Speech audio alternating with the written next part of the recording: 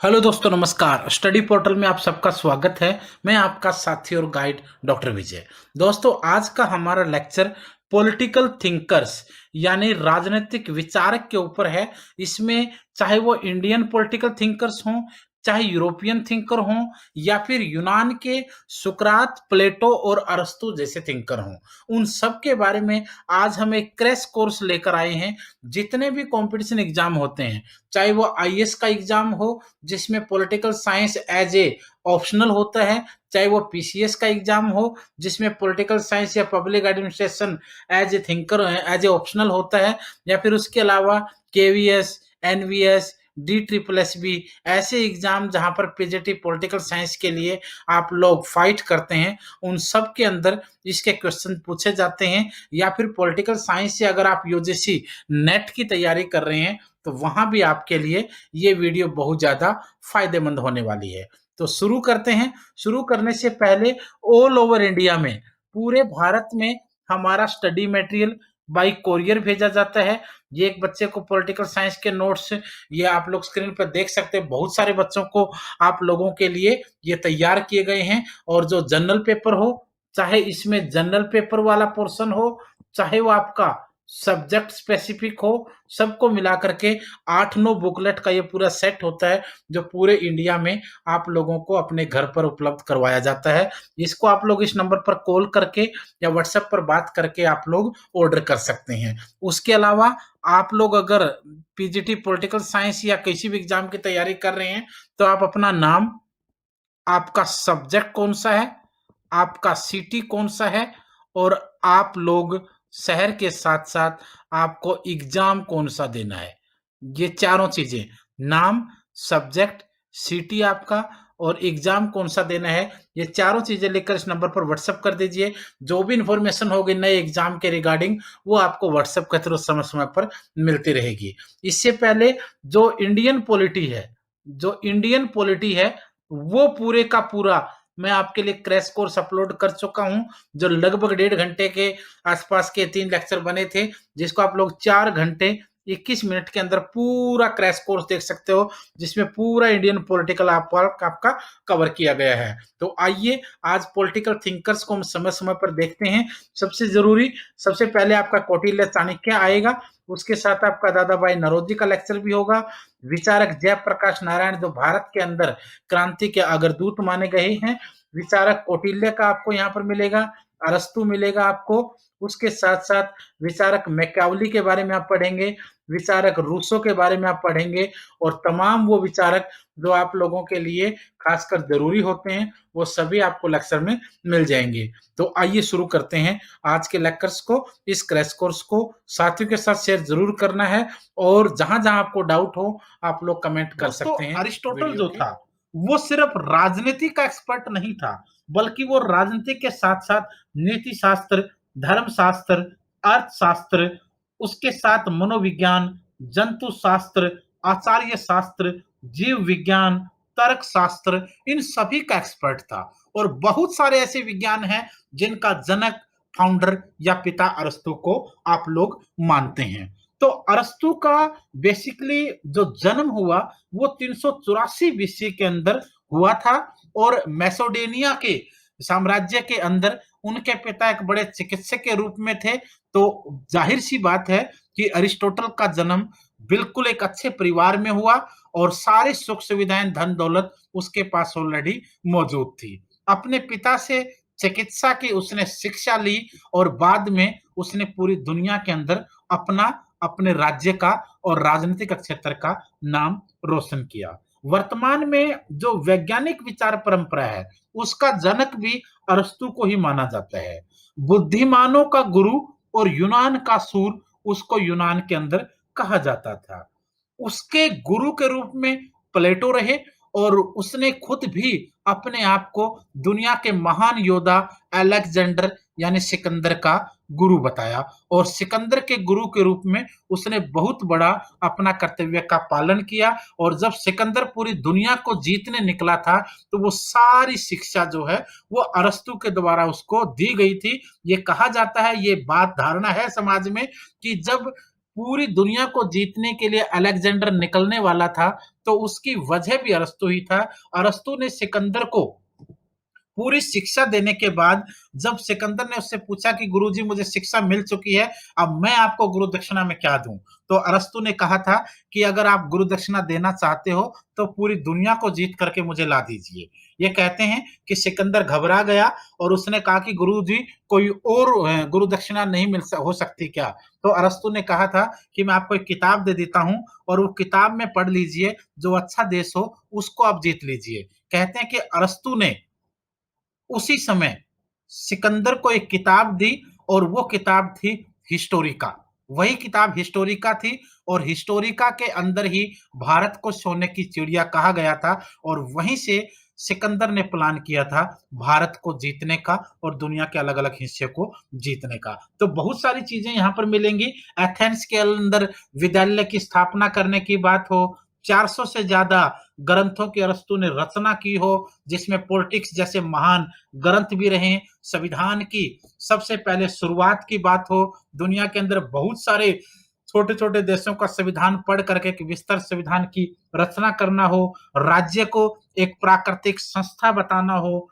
राज्य का जन्म मनुष्य की भौतिक आवश्यकताओं की पूर्ति के लिए हुआ है, ये कथन भी अरस्तू के द्वारा कहा गया था। संविधान वही है जो स्थायी हो, ये भी अरस्तू के द्वारा एक समय में कहा गया था। ये कोई चीजें हैं जो अरस्तू के बारे में काफी फेमस हैं। अरस्तू ने एक और चीज कही थी कि राज्य के अंदर जब क्रांति होती है और जब क्राइम होता है, यानी जब अपराध बढ़ता है और जब क्रांतियां होती हैं, तो उसका सबसे बड़ा कारण निर्धनता और गरीबी होती है। तो उसने इसको आर्थिक विषमता को भी एक बड़ा कारक माना है। तो ये सारी चीजें हैं जो अरस्तू से रिलेटेड हम डिस्कस करते हैं बार-बार। तो आइए शुरू करते हैं। आज के जितने भी क्वेश्चंस हैं, उनको भी हम एक शुरुआत करके पढ़ लेते हैं, ताकि आप लोगों को एग्जाम में इन क्वेश्चन से भी फायदा हो पाए।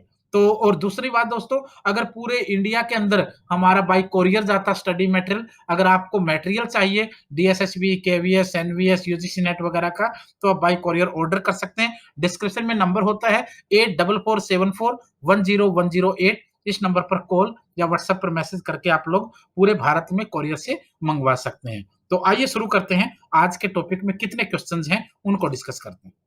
प्रश्न नंबर 1 है, अरस्तू का जन्म कहाँ हुआ था? अरस्तू का जन्म कहाँ पर हुआ था? क्वेश्चन नंबर 1 आप मान सकते हो। तो इसी से आपकी शुरुआत हो जाएगी। यहाँ पर एथेंस आप कह सकते हैं, वैसे इसको अगर उस नाम से जानेंगे तो फिर मैसेडोनिया आएगा, ये भी आपको याद रखना है। क्वेश्चन नंबर 2, अरस्तू का जन्म कब हुआ था? अरस्तू का जन्म कब हुआ था? तो आपका आंसर मैंने पहले भी आपको बताया, 384 बीसी आपका रहेगा।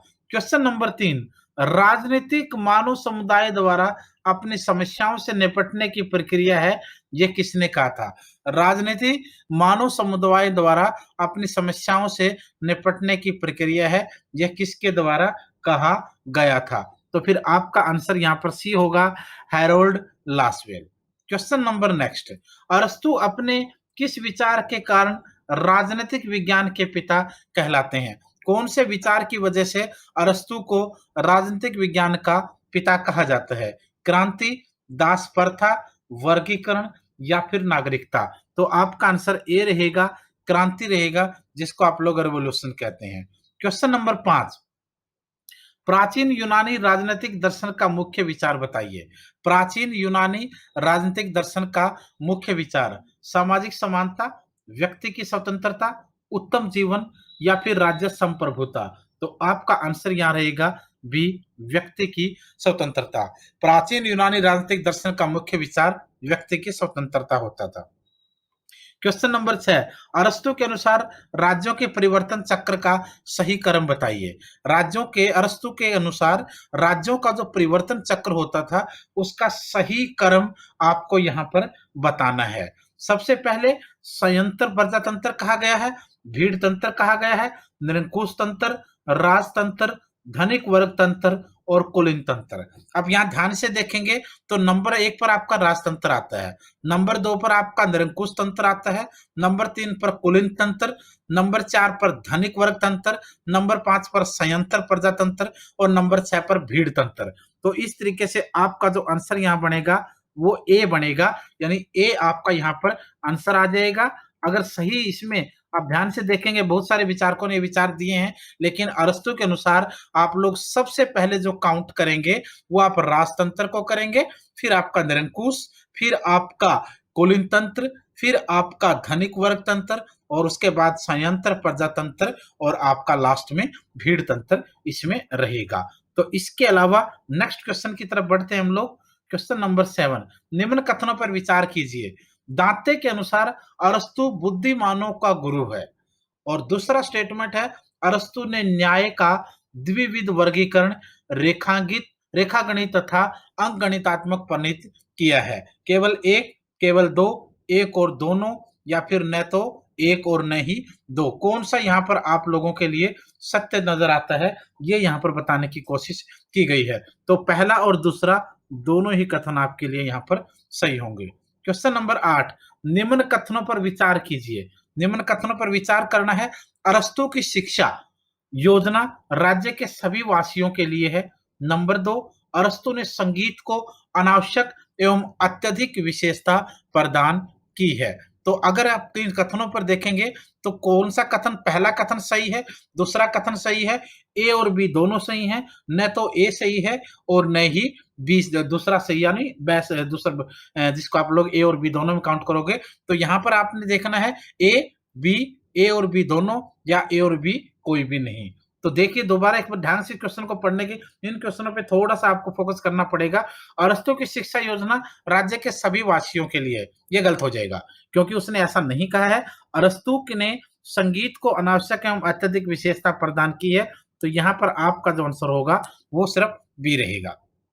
क्वेश्चन नंबर 9, अरस्तु के अनुसार स्त्री और पुरुष की आयु विवाह के वक्त होनी चाहिए। क्या उन्होंने बताया? स्त्री की 38, पुरुष की 28, स्त्री की 28, पुरुष की 38, स्त्री और पुरुष दोनों की 18, स्त्री की 18 और पुरुष की 38। तो यहाँ आप लोग क्वेश्चन नंबर आंसर आपका जो है वो डी की तरफ रहेगा।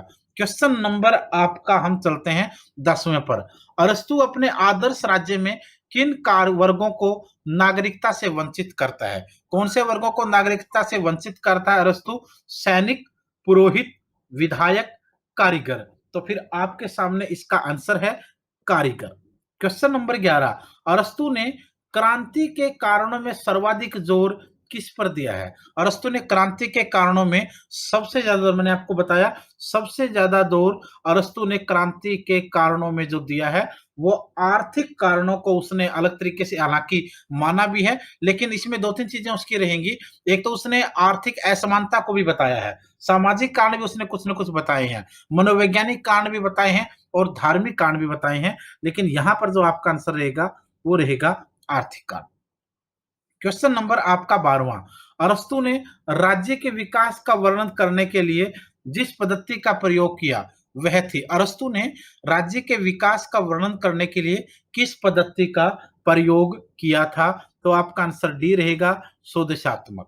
क्वेश्चन नंबर 13वां, संवैधानिक सरकार की अवधारणा सबसे पहले किसके द्वारा दी गई? संवैधानिक सरकार, कॉन्स्टिट्यूशनल गवर्नमेंट का जो कंसेप्ट था वो सबसे पहले किसके द्वारा दिया गया? प्लेटो द्वारा, अरस्तु द्वारा, बोंदा द्वारा, या मैकियावेली द्वारा? तो आपका आंसर रहेगा अरस्तु के द्वारा। पॉलिटिक्स की पुस्तक के बाद, या फिर एथेंस के लिए संविधान बनना हो, दुनिया के बहुत से संविधानों को पढ़ करके एक अनोखा संविधान लिखना हो, ये सारा काम अरस्तु का ही था। क्वेश्चन नंबर 14, प्लेटो न्याय के अनुसार निरपेक्ष अवधारणा, सापेक्ष अवधारणा, केवल व्यक्ति के लिए महत्वपूर्ण, केवल समाज के लिए महत्वपूर्ण? तो फिर आपका आंसर रहेगा निरपेक्ष अवधारणा। क्वेश्चन नंबर 15, निम्नलिखित में से किसने संपत्ति को स्वाभाविक माना है? किसने संपत्ति को स्वाभाविक माना? सुकरात ने, अरस्तु ने, हाब्स ने, या फिर जीएस मिल ने? तो आपका आंसर होगा अरस्तु, यानी अरिस्टोटल। अरस्तु ने संपत्ति को स्वाभाविक माना है। क्वेश्चन नंबर 16, किसे राजनीतिक विज्ञान का जनक माना जाता है या कहा जाता है? किसको राजनीतिक विज्ञान का जनक कहा जाता है? अरस्तु को। इसके अलावा भी बहुत सारे सब्जेक्ट हैं जिनका फाउंडर उनको माना जाता है। क्वेश्चन नंबर 17, किसका यह विचार है कि राज्य व्यक्ति से पूर्व है? किसने ये कहा कि राज्य पहले है? प्लेटो, अरस्तु, हाब्स या फिर हीगल। तो आपका आंसर यहाँ पर बी रह जाएगा। क्वेश्चन नंबर 18, किसने कहा कि निर्धनता अपराध व क्रांति की जननी है? कौन ऐसा था जिसने ये कहा कि जो निर्धनता है, जो गरीबी है, वो अपराध यानी क्राइम और क्रांति यानी रिवॉल्यूशन का कि जनक है, जननी है, उसी की वजह से ये सब पैदा होता है। अरिस्टोटल, प्लेटो, होमर या फिर एक्विनास। तो यहाँ आपका जो आंसर रहेगा वो अरिस्टोटल यानी अरस्तु रहेगा। क्वेश्चन नंबर 19, अरस्तु के अनुसार राज्य पर शासन करने वाले राजमर्मज्ञ में निम्नलिखित गुणों में से कौन सा गुण अपेक्षित है? तर्क बुद्धि, ज्ञान, दूरदर्शिता या फिर संपत्ति। तो आपका आंसर यहां रहेगा तर्क बुद्धि, उसके अंदर तर्क बुद्धि होनी जरूरी है। क्वेश्चन नंबर 20, राज्य का जन्म जीवन की आवश्यकताओं के लिए हुआ है और सुखी जीवन के लिए विद्यमान है। यानी राज्य का जन्म जीवन किसका? मनुष्य का। राज्य का जन्म मनुष्य के जीवन की आवश्यकताओं के लिए हुआ है और सुखी जीवन के लिए विद्यमान है। यह कथन या यह विचार किस व्यक्ति के रहे हैं? तो आपका आंसर यहां अरस्तु आ जाएगा। क्वेश्चन नंबर 21वां, निम्नलिखित में से यह किसका विचार है कि समानता अप्राकृतिक एवं अवांछनीय है? किसने यह कथन कहा कि जो समानता है, जो इक्वलिटी है, वो अप्राकृतिक है यानी नेचुरल नहीं है या फिर अवांछनीय है, जो नहीं होनी चाहिए? प्लेटो, अरस्तु, गांधी या फिर लास्की। तो आपका आंसर यहां भी अरस्तु रहेगा। अरस्तु ने ही एक प्रकार से समानता को अप्राकृतिक और अवांछनीय कहा है। क्वेश्चन नंबर 22, अरस्तु ने राज्य के विकास का वर्णन के लिए जिस पद्धति का प्रयोग किया वह कौन सी थी? किस पद्धति का उसने प्रयोग किया? तो आपका आंसर डी हो जाएगा। क्वेश्चन हो चुका ऑलरेडी। क्वेश्चन नंबर 23, किसने कहा कि विधि इच्छा से अप्रभावित विवेक है? किसने ये कहा कि विधि इच्छा से अप्रभावित विवेक है? यह कथन किसका है? तो फिर आपका जो आंसर रहेगा वहां ये भी अरस्तु आएगा। क्वेश्चन नंबर 24, विवरणात्मक न्याय का अग्रणी प्रतिपादक था। विवरणात्मक न्याय का अग्रणी प्रतिपादक कौन था? सुकरात, प्लेटो, राल्स या फिर अरस्तु। तो आपका आंसर डी रहेगा। क्वेश्चन नंबर 25, राज्य परिवार का संवर्धन है यह कहा है? राज्य परिवार का ये क्वेश्चन रखिए, यहां पर आप ये सोचिए कि हर क्वेश्चन का आंसर अरस्तु है, तो अगर टॉपिक अरस्तु का तो अरस्तु ही होगा। यहां पर आंसर से क्वेश्चन को मैच कीजिए, क्वेश्चन को आंसर के साथ मैच कीजिए और हर वो स्टेटमेंट याद रखिए जो यहां बोला जा रहा है। राज्य परिवार का संवर्धन है यह कथन किसका है? तो आप यहां सोच के चलिए कि अरस्तु ने यह भी कहा था कि राज्य परिवार का संवर्धन है। डी आंसर होगा। क्वेश्चन नंबर आपका 26, संवैधानिक सरकार की अवधारणा सबसे पहले किसके द्वारा दी गई थी? यह भी मैंने आपको बताया, अरस्तु ने सबसे पहले ये शुरुआत की थी। क्वेश्चन नंबर 27, अरस्तु का आदर्श राज्य बराबर है किसके बराबर है? अरस्तु का जो आइडियल स्टेट है वो किसके बराबर है? प्लेटो के श्रेष्ठ राज्य के बराबर, प्लेटो के द्वितीय श्रेष्ठ राज्य के बराबर, दोनों के बराबर या इनमें से कोई भी नहीं? तो फिर आपका आंसर होगा प्लेटो का जो द्वितीय, जो सेकंड श्रेष्ठ राज्य था उसके बराबर। क्वेश्चन नंबर 28, मनुष्य एक सामाजिक प्राणी है यह किसके द्वारा कहा गया? प्लेटो ने कहा, अरस्तु ने कहा, हाब्स ने कहा या फिर रूसो ने कहा? यहां आपका आंसर बी हो जाएगा, यानी अरस्तु आपका आंसर हो जाएगा। क्वेश्चन नंबर 29 है, परिवार सामाजिक जीवन की प्रथम पाठशाला है। परिवार जो है वो सामाजिक जीवन की प्रथम पाठशाला है। ये किसका कथन है? बोर्डिन, अरस्तु, सोफिस्ट या फिर बोर्डिन? तो आपका यहां जो आंसर होगा वो रहेगा अरस्तु। क्वेश्चन नंबर 30, अरस्तु के अनुसार राज्य के सामाजिक ढांचे का निर्माण कितने वर्गों से मिलकर हुआ है? अरस्तु के अनुसार राज्य के सामाजिक ढांचा, सोशल स्ट्रक्चर जो है उसका निर्माण जो है वो 6 वर्गों से मिलकर हुआ है। क्वेश्चन नंबर नेक्स्ट 31वां, अरस्तु के अनुसार राज्य एक क्या है? नकारात्मक बुराई है, नकारात्मक अच्छाई है, सकारात्मक बुराई है या फिर सकारात्मक अच्छाई है? तो यहां आपका आंसर होगा अरस्तु के अनुसार राज्य एक प्रकार से सकारात्मक बुराई अच्छाई है, पॉजिटिव गुडनेस है, क्योंकि उसने इसको इसी तरीके से लिया है। क्वेश्चन नंबर 32वां, पॉलिटिक्स कितने भागों में विभाजित है? 10, 12, 8 या फिर 9? आपका आंसर यहां पर रहेगा 8। सी आंसर होगा। क्वेश्चन नंबर आपका 33वां। पॉलिटिक्स प्राचीन काल से हमें प्राप्त होने वाली सर्वाधिक महत्वपूर्ण निधि है। यह कथन किसका है? ब्राउले, जेलर, फॉस्टर, अरस्तु। आपका आंसर जो यहां रहेगा वो रहेगा ब्राउले। ए आपका आंसर इसमें हो जाएगा। क्वेश्चन नंबर आपका, हम चलते 34वें पर। अरस्तु द्वारा लिखित सबसे महत्वपूर्ण ग्रंथ। अरस्तु के द्वारा लिखा गया सबसे महत्वपूर्ण, अगर महत्वपूर्ण की बात करेंगे तो काफी सारे ग्रंथ उसके रहे, लेकिन एक अगर छांटना हो तो देन आपका आंसर ए रहेगा, पॉलिटिक्स रहेगा। Question number 35। अरस्तु द्वारा लिखित ग्रंथों की संख्या लगभग कितनी है? तो आपका आंसर 400 प्लस उनकी रचना रही। 36वां क्वेश्चन। अरस्तु किसका प्रधान कितने वर्षों तक रहा? अरस्तु राज्य के एक, आप मौलिक व्यक्ति से लेकर के एक, आप सोच सकते हैं सिकंदर के गुरु तक का पद उनको मिला, और काफी सारी ख्याति वर्ल्ड भर में उनको बाद में प्राप्त भी हुई। तो आपका आंसर यहाँ पर, एक सेकेंड, सी आपका आंसर होगा 12। नेक्स्ट क्वेश्चन है 35वां। अरस्तु द्वारा स्थापित शिक्षालय का नाम। अरस्तु द्वारा स्थापित शिक्षालय का नाम बताना है, तो आपका आंसर बी रहेगा, लिशियम होगा। 38वां। अरस्तु किसका शिष्य था? अरस्तु प्लेटो का शिष्य था। 38वें क्वेश्चन के बाद आपका क्वेश्चन है 39वां। अरस्तु को किन विषयों में विधिवत रुचि व ज्ञान प्राप्त था? तो आपका आंसर जीव विज्ञान, भौतिक विज्ञान, तर्क शास्त्र, बहुत से आ जाएंगे, धर्मशास्त्र वगैरह में इनको डिस्कस कर चुका हूं। नेक्स्ट क्वेश्चन है 40वां। अरस्तु किन किन शासन पद्धतियों को महत्व देते थे? कौन सी शासन पद्धतियों को महत्व देते थे? अलपतंत्र, नित्यता, प्रजातंत्र, सभी आपका आंसर आ जाएगा। Question number 41। महिलाओं को सर्वप्रथम शासन व्यवस्था में शामिल होने की अनुमति किसने दी थी? आपका आंसर यहां भी अरस्तु आ जाएगा। Question number 42। किसको वीरता पुरस्कार से नवाजा गया था? वीरता पुरस्कार से नवाजा गया था प्लेटो, अरस्तु, कौटिल्य या फिर अलेक्जेंडर। तो यहां आपका आंसर रहेगा अरस्तु। नेक्स्ट क्वेश्चन है 43।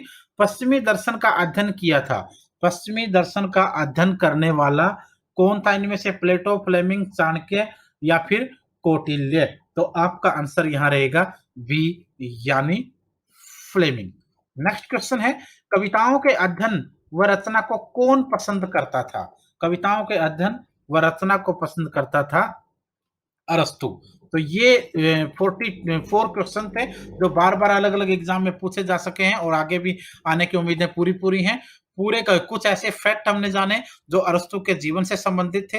अरस्तु से पहले मैं रूसो का पूरा चैप्टर डाल चुका हूं, और एक एक करके वेस्टर्न थिंकर हो या फिर इंडियन पॉलिटिकल थिंकर हो, सबके लेक्चर्स आपके धीरे धीरे करके चैनल पर आ रहे हैं, क्योंकि आप लोगों को जितने भी एग्जाम देने होते हैं वो सभी आप लोगों की तैयारी पूरी हो सके। पूरे इंडिया में हमारा स्टडी मटेरियल तो बाई कोरियर जाता ही है, जिसको आप लोग डिस्क्रिप्शन में नंबर है, या वैसे मैं बता देता हूं 8447410108। इस नंबर के ऊपर आप लोग कॉल या व्हाट्सएप पर बात करके पूरे भारत में से कोरियर से मंगवाते हैं। रूसो से संबंधित सभी महत्वपूर्ण question.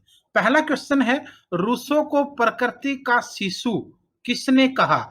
Child of nature. Rousseau को चाइल्ड ऑफ नेचर या प्रकृति का शिशु कहा जाता है। यह कथन किसका है या किसने यह कहा था? मैकफर्सन ने, मैक्सी ने, टालमेन ने या फिर सेबाइन ने। तो यहां जो आपका आंसर होगा वो आपका आंसर होगा बी। रूसो को प्रकृति का शिशु या चाइल्ड ऑफ नेचर कहने वाला मैक्सी था।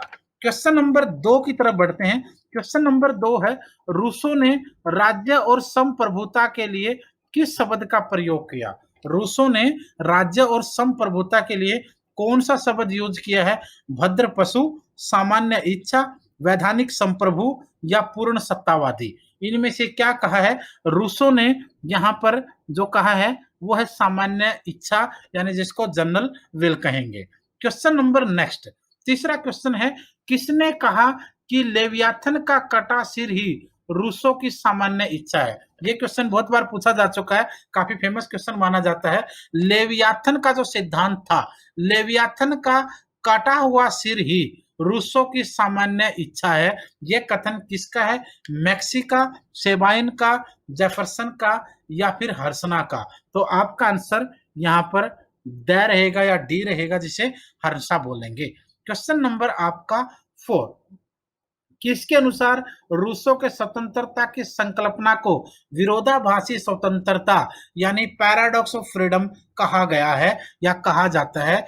किसके अनुसार रूसों के जो स्वतंत्रता की संकल्पना को विरोधाभासी स्वतंत्रता कहा गया या फिर पैराडॉक्स ऑफ फ्रीडम कहा गया? मैक्सी, सेबाइन, जेफरसन या फिर हर्नसा? यही चारों ऑप्शन आपके लिए यहाँ भी मौजूद हैं। तो यहाँ आपका आंसर जो रहेगा वो रहेगा बी यानी सेबाइन। क्वेश्चन नंबर 5, किसने अपनी रचना the life and times of liberal democracy 1977 में रूसो के लोकतंत्र को विकासवादी लोकतंत्र की संज्ञा दी है? यानी कौन ऐसा रहा जिसने अपनी रचना the life and time of liberal democracy 1977 में रूसो का जो लोकतंत्र का विकासवादी लोकतंत्र सिद्धांत रहा उसकी संज्ञा के नाम से उसको जाना? यानी रूसो के लोकतंत्र को उसने डेवलपमेंट डेमोक्रेसी की संज्ञा दे डाली। इनमें आपका आंसर क्या रहेगा? Question number 5। तो आपका आंसर यहां बन जाएगा सी यानी से मैकफरसन ने ये कहा है। तो ये क्वेश्चन ऐसे भी पूछा जा सकता है, the life and time of liberal democracy 1977 किसकी रचना है? तो आपका आंसर यहाँ पर भी सेम रहेगा, सी रहेगा। क्वेश्चन नंबर 6, किसके अनुसार रूसो आधुनिक सर्वाधिकारवादी विचारधारा का दार्शनिक प्रणेता रहा है, उसका फाउंडर रहा है, जनक रहा है? क्वेश्चन नंबर 6 देख सकते हैं आप लोग। ऑप्शन आपके पास बेंथम, जेएस मिल, मैकफरसन या फिर टालमैन। तो आपका आंसर यहाँ पर टालमैन रहेगा। टालमैन के अनुसार रूसो आधुनिक सर्वाधिकारवादी विचारधारा का दार्शनिक प्रणेता माना जाता है। क्वेश्चन नंबर 7, अपनी किस रचना में रूसो ने कहा कि स्वतंत्र की संपत्ति का असीमित अर्जन राज्य के लिए प्रतिबंधित होना चाहिए? कौन सी रचना में उसने कहा है रूसो ने कि संपत्ति का असीमित अर्जन राज्य के लिए प्रतिबंधित होना चाहिए? तो आपके पास ऑप्शंस हैं। ऑप्शन नंबर 1 है डिस्कोर्स ऑन पॉलिटिकल इकोनॉमी 1755 यानी 1755। तो आपका आंसर यहाँ पर ए ही रह जाएगा, डिस्कोर्स ऑफ पॉलिटिकल इकोनॉमी 1755। ए आपका यहाँ पर आंसर होगा। इसके अंदर उसने संपत्ति का असीमित अर्जन राज्य के लिए प्रतिबंधित होने का कहा है। क्वेश्चन नंबर 8, रूसो की पुस्तक सोशल कॉन्ट्रैक्ट पढ़ने से यही जी चाहता है कि दोनों हाथों तथा पैरों से चलने लगूं, यह कथन किसका है? यानी रूसो ने जो पुस्तक लिखी सोशल कॉन्ट्रैक्ट, जिसको आप लोग सामाजिक परसंविदा बोलते हो, उसके पढ़ने से ऐसा जी चाहता है कि मैं दोनों हाथों और पैरों से चलना शुरू कर दूं या लगूं, यह कथन किसका है? मैकफरसन का है, वॉल्टेयर का है, ग्रीन का है या फिर बोसांके का है? तो यहाँ पर आपका आंसर बी रहेगा, वॉल्टेयर आपका आंसर रहेगा, उन्होंने ये कहा। क्वेश्चन नंबर 9, रूसो में और दार्शनिक में उतना ही साम्य है जितना बंदर और आदमी में है, यानी एक स्टेप के बाद उसका बहुत ज्यादा सुधरा हुआ रूप उसको माना है। रूसो में और दार्शनिक में उतना ही साम्य है यानी उतना ही संबंध है जितना बंदर और आदमी में है, यह कथन किसका है? मैक्सी का, हाउस का, वॉल्टेयर का या फिर जेफरसन का? तो यहाँ आपका आंसर रहेगा वॉल्टेयर। किसके द्वारा कहा गया? वॉल्टेयर के द्वारा। क्वेश्चन नंबर 10, रूसो राजनीतिक दर्शन में आधुनिकता की दूसरी लहर के प्रवर्तक हैं। रूसो जो है वो राजनीतिक दर्शन में आधुनिकता की दूसरी लहर के प्रवर्तक हैं, यह कथन किसका है? अरस्तु का, वेपर का, डोगिट का या फिर स्ट्रोस का? तो यहाँ आपका आंसर जो है वो स्ट्रोस रहेगा। क्वेश्चन नंबर 11, रूसो कितने प्रकार के कानूनों का उल्लेख करता है? 5, 4, 2 या फिर 3? तो आपका आंसर रहेगा यहाँ पर 4 प्रकार के कानूनों का उल्लेख करता है। 12वां क्वेश्चन, हालांकि रूसो तर्कशीलता, विवेकशीलता का वैज्ञानिक बुद्धि का विरोध करता है, पर स्वयं बड़ा तर्क व चिंतनशील था। यह कथन किसके द्वारा कहा गया? ये किसका कथन है? आपका आंसर यहाँ पर वेपर हो जाएगा। क्वेश्चन नंबर आपका 13वां, रूसो के अनुसार मानव में कितने प्रकार की इच्छाएं होती हैं? 1, 4, 3 या फिर 2? तो यहाँ आपका जो आंसर होगा वो 2 रहेगा, जिनको हम लोगों ने लेक्चर में भी डिस्कस किया था, जिसको आप लोगों ने अच्छे से समझा भी है।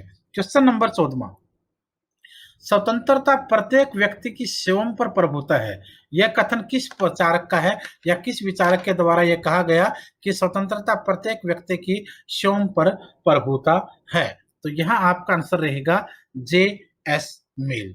क्वेश्चन नंबर 15वां, फिलोसफी ऑफ मार्क्सिज्म यह पुस्तक किसने लिखी? फिलोसफी ऑफ मार्क्सिज्म नामक पुस्तक किसने लिखी? कार्ल मार्क्स ने, कार्ल पार्पर ने, स्टालिन ने या रॉबर्ट ओवेन ने? तो आपका आंसर यहाँ पर सी रहेगा, स्टालिन रहेगा। क्वेश्चन नंबर 16वां, राज्य व्यक्ति से पहले है, यह कथन किसका है? प्लेटो का, अरस्तु का, हीगल का या फिर हॉब्स का? तो यहाँ आपका जो आंसर रहेगा वो बी हो जाएगा, अरस्तु कह सकते हैं आप लोग। क्वेश्चन नंबर, क्योंकि मैंने रूसो के साथ साथ बहुत सारे क्वेश्चन और ऐड किए हैं जो कहीं ना कहीं उससे इंटरकनेक्ट हैं और उसी के साथ साथ क्वेश्चन डिस्कस भी होते हैं। क्वेश्चन नंबर 17वां, किसका कथन है साध्य साधन का औचित्य बताता है? यानी साधन जो है, साध्य जो है वो साधन का औचित्य बताते हैं, यानी साध्य ये बताता है कि इन साधनों की क्या वैल्यू है, उसी के द्वारा हम लोग यहाँ पर पहुंचते हैं। तो किसका कथन है ये? प्रश्न नंबर आपका 17। तो आपका आंसर यहाँ होगा मैकियावेली। मैकियावेली ने कहा है कि साध्य साधन का औचित्य बताता है। क्वेश्चन नंबर 18, रूसो की सामान्य इच्छा का कौन सा आवश्यक लक्षण नहीं है? रूसो की सामान्य इच्छा का आवश्यक लक्षण कौन सा नहीं है? यह अवैयक्तिक है, यह अंतरराष्ट्रीय है, यह सदैव ठीक है या फिर यह राष्ट्रीय है? तो आपका आंसर बी रहेगा, यह अंतरराष्ट्रीय है, यह आपका लक्षण नहीं है। क्वेश्चन नंबर 17, रूसो के अनुसार राज्य की जनसंख्या कितनी होनी चाहिए? रूसो ने राज्य की जनसंख्या को कितना होना आवश्यक बताया है? 10,000, 1,00,000, 10,00,000 या फिर इनमें से कोई नहीं। रूसो ने एक सीमित राज्य की संख्या को 10,000 तक आंकने का प्लान बनाया है, उसी में सारे के सारे जो हैं उनको प्रैक्टिकल किया जा सकता है। क्वेश्चन नंबर 20वां, नागरिक मनुष्य से प्रथम है, यह कथन किसका है? नागरिक जो है वो मनुष्य से प्रथम है, यह कथन किसका है? प्लेटो, अरस्तु, रूसो या फिर हीगल? तो आपका आंसर यहाँ पर रूसो रहेगा। आप दोनों चीजों को समझने की कोशिश कीजिए। नागरिक मनुष्य से प्रथम है, दोनों में अंतर क्या होगा? किसी भी देश का सिटीजन जो है वो अलग चीज होगी और एक मनुष्य मात्र अलग चीज होगी। मनुष्य जो पूरी दुनिया के अंदर सभी लोग मनुष्य ही हैं, लेकिन नागरिक हर मनुष्य अपने अपने देश का है। कोई भारतीय नागरिक है तो वो भारतीय नागरिक तो है, लेकिन भारत में कोई अमेरिकी है तो वो मनुष्य तो है, लेकिन वो भारतीय नागरिक नहीं है। तो यहाँ ये कहता है कि किसी भी राज्य के लिए, किसी भी देश के लिए, किसी भी समाज के लिए मनुष्य से पहले नागरिक होना चाहिए। पहले वह अपने नागरिकों का ख्याल रखे, उसके बाद वो ह्यूमैनिटी और मनुष्यता के ऊपर जाए। ये चीज कहीं ना कहीं सत्य भी है और आज के समाज में भी हर देश इसी के ऊपर चलता है। हर देश पहले अपने नागरिकों का ध्यान रखता है, फिर बाकी दुनिया के ऊपर चलता है। क्वेश्चन नंबर 21वां, रूसो की अध्ययन पद्धति, रूसो की अध्ययन पद्धति आपने बतानी है।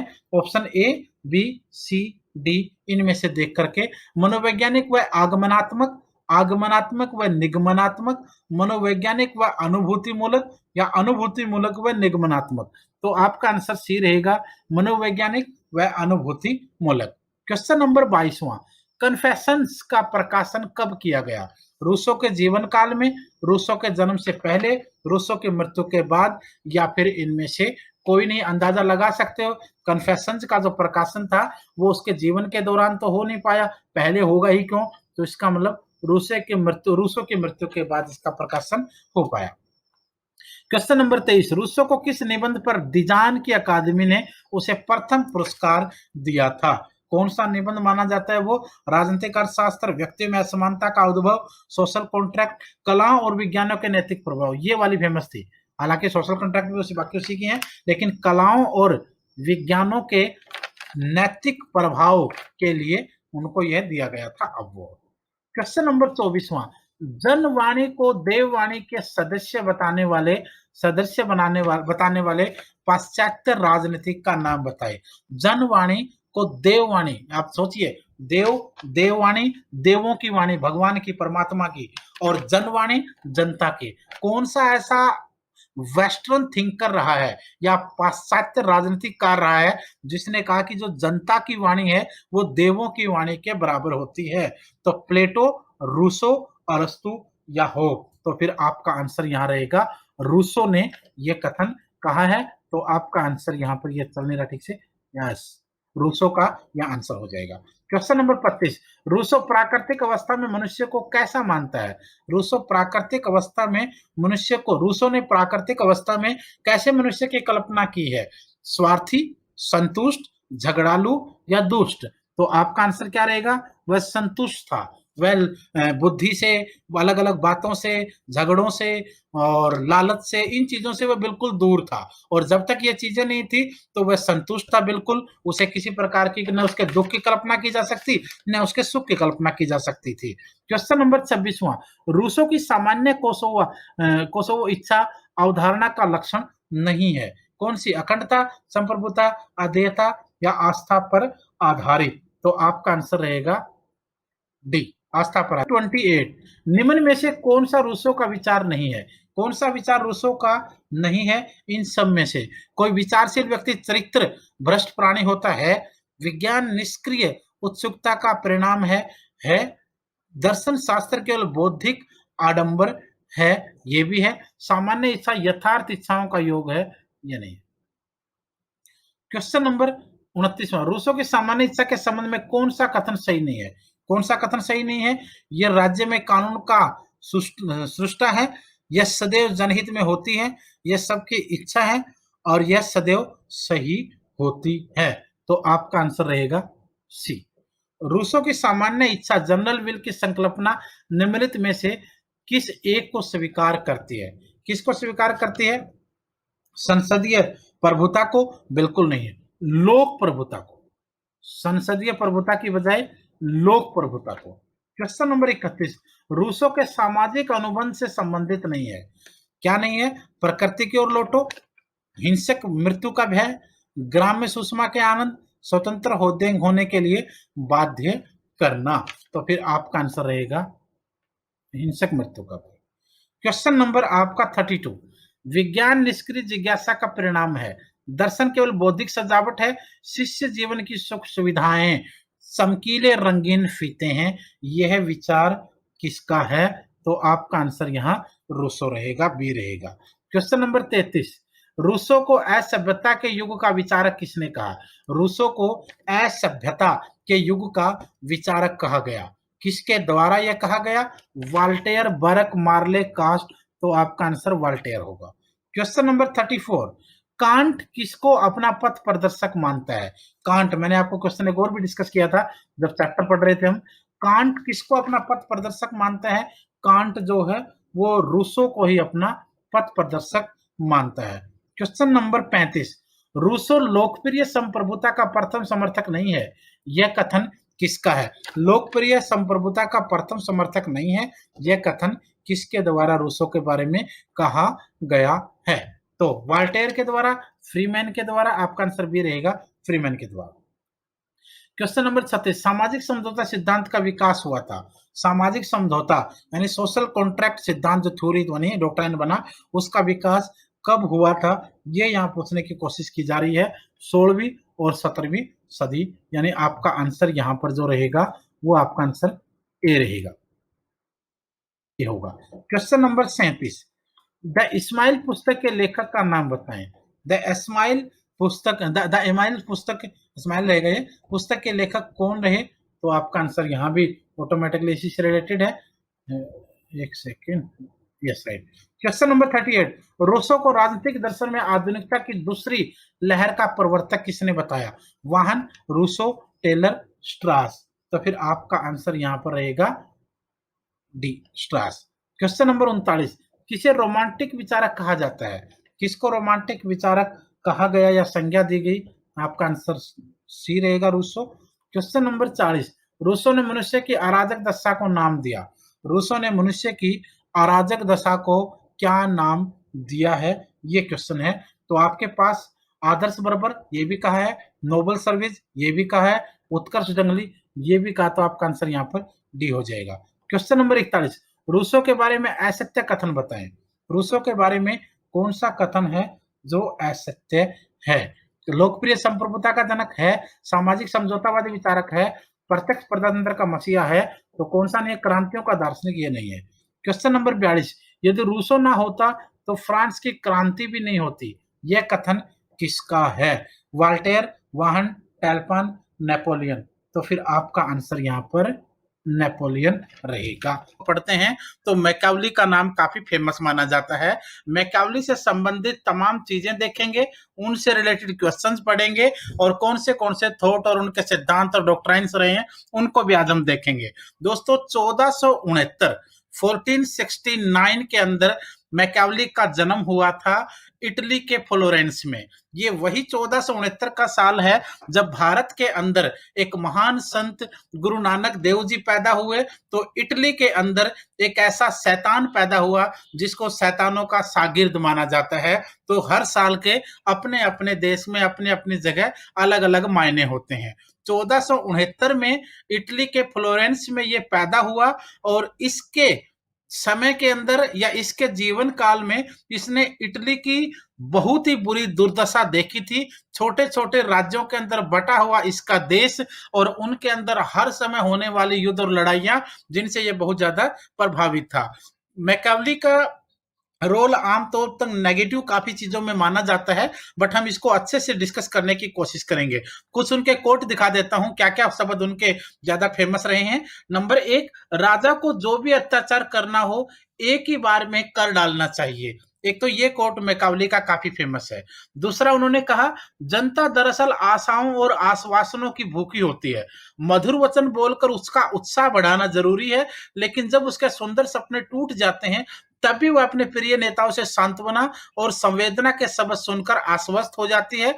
मैकावली लोगों की इस कमजोरी को पहचानता था, यानी इस व्यक्ति ने इतने साल पहले जो नेगेटिव मान लीजिए या फिर मौका प्रस्त या धोखेबाजी के जो शब्द कहे, उन्हीं शब्दों को पकड़ आजकल दुनिया के अंदर सारे राजनेता जनता को ठगते हैं और अपने उन्हीं मीठी मीठी बातों के अंदर जनता को बहकाने की कोशिश करते हैं। इन कोट को आप आसानी से समझ सकते हैं। ये माना जाता है कि मैकावली ने इतने सालों पहले जो लिखा उसी शब्दों का उन्हीं बातों का फायदा उठा करके आज के राजनेता करते हैं। एक प्रकार से इस व्यक्ति को नेगेटिव या फिर एक प्रकार से नकारात्मक चाणक्य का नाम दिया जाता है। चाणक्य ने जो चीजें अच्छे लेवल पे कही उसने उन्हीं चीजों को इसने नेगेटिव सत्र पर भी कहा। क्योंकि साधारणतः मनुष्य कर्तज्ञ, सनकी, धूर्त, डरपोक और लालची होते हैं, इसलिए उन्हें डराकर काबू में रखना चाहिए, प्रेम से नहीं।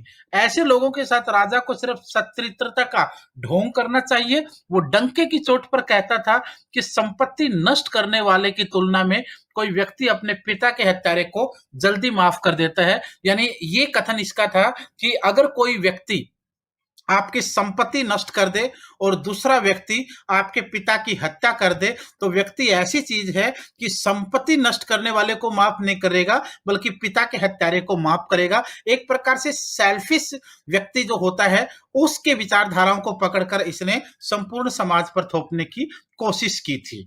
यदि ऊंचे लक्ष्य की प्राप्ति के लिए अनैतिक साधन भी अपनाए जाएं तो लोग इसके अच्छे परिणाम देखकर उन अनैतिक साधनों के प्रयोग को क्षमा कर देंगे। यानी एक प्रकार से मौका प्रस्ती जो समाज होता है या मौका प्रस्ती जो लोग होते हैं उनकी नब्ज को पकड़कर इसने चलने की कोशिश की, लेकिन गलती ये हुई कि इसने मौका प्रस्त लोगों की सोच को पूरे समाज के ऊपर थोप दिया। पांचवा है, राज्य की स्थापना के लिए बल की जरूरत होती है लेकिन उसे चलाने के लिए छल की जरूरत होती है, यह भी इसका कथन था। छठा है, राजा को शेर की तरह बहादुर और लोमड़ी की तरह चालाक होना चाहिए। और सातवां है, मौत के 5 साल बाद उसकी द प्रिंस नाम की जो किताब पब्लिश हुई उसी किताब के अंदर बहुत सारी ऐसी चीज थी जिनका फायदा उठा करके आज के राजनेता जनता को लूटते हैं। मैकावली की महत्वपूर्ण रचनाओं की अगर बात की जाए तो सबसे पहला नाम आता है द प्रिंस का। यह पुस्तक 1513 में लिखी गई।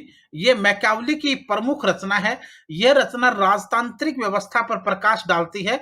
इसमें राज्य का निर्माण एवं विस्तार के बारे में बताया गया है। लिखी 1513 में गई, लेकिन छपी बहुत बाद, क्योंकि 1527 में, यानी भारत के पानीपत के पहले युद्ध 1526 के एक साल बाद 1527 में मैकियावेली की मृत्यु हो गई। उसकी मृत्यु के 5 साल बाद 1532 में इसको हालांकि पब्लिश किया गया था। इस ग्रंथ में 26 अध्याय हैं, जिन्हें 3 भागों में बांटा गया है।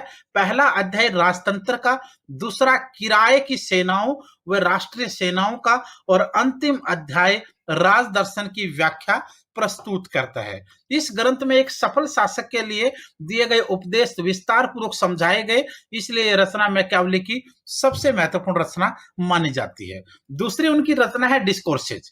यह रचना 1520 ईस्वी में लिखी गई। इसमें मैकियावेली ने गणतांत्रिक व्यवस्था का वर्णन किया है। यह रोमन के राजतंत्र और तत्कालीन शासकों के लिए कुछ नियमों की आदर्श रूपरेखा प्रस्तुत करती है।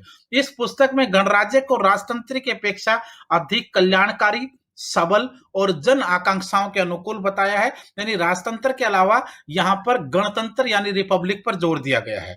इसके अलावा द आर्ट ऑफ वार उसकी एक रचना है।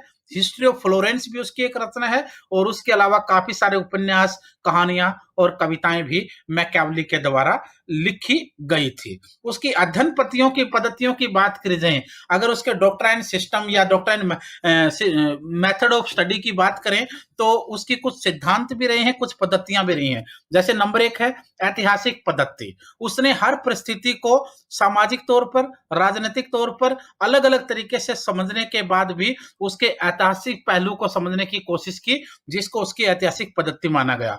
निरीक्षणात्मक पद्धति में विश्वास रखता था। वो हर चीज का एक अच्छे से मुआवना करता था, निरीक्षण करता था, उसके बाद किसी कसौटी पर पहुंचता था।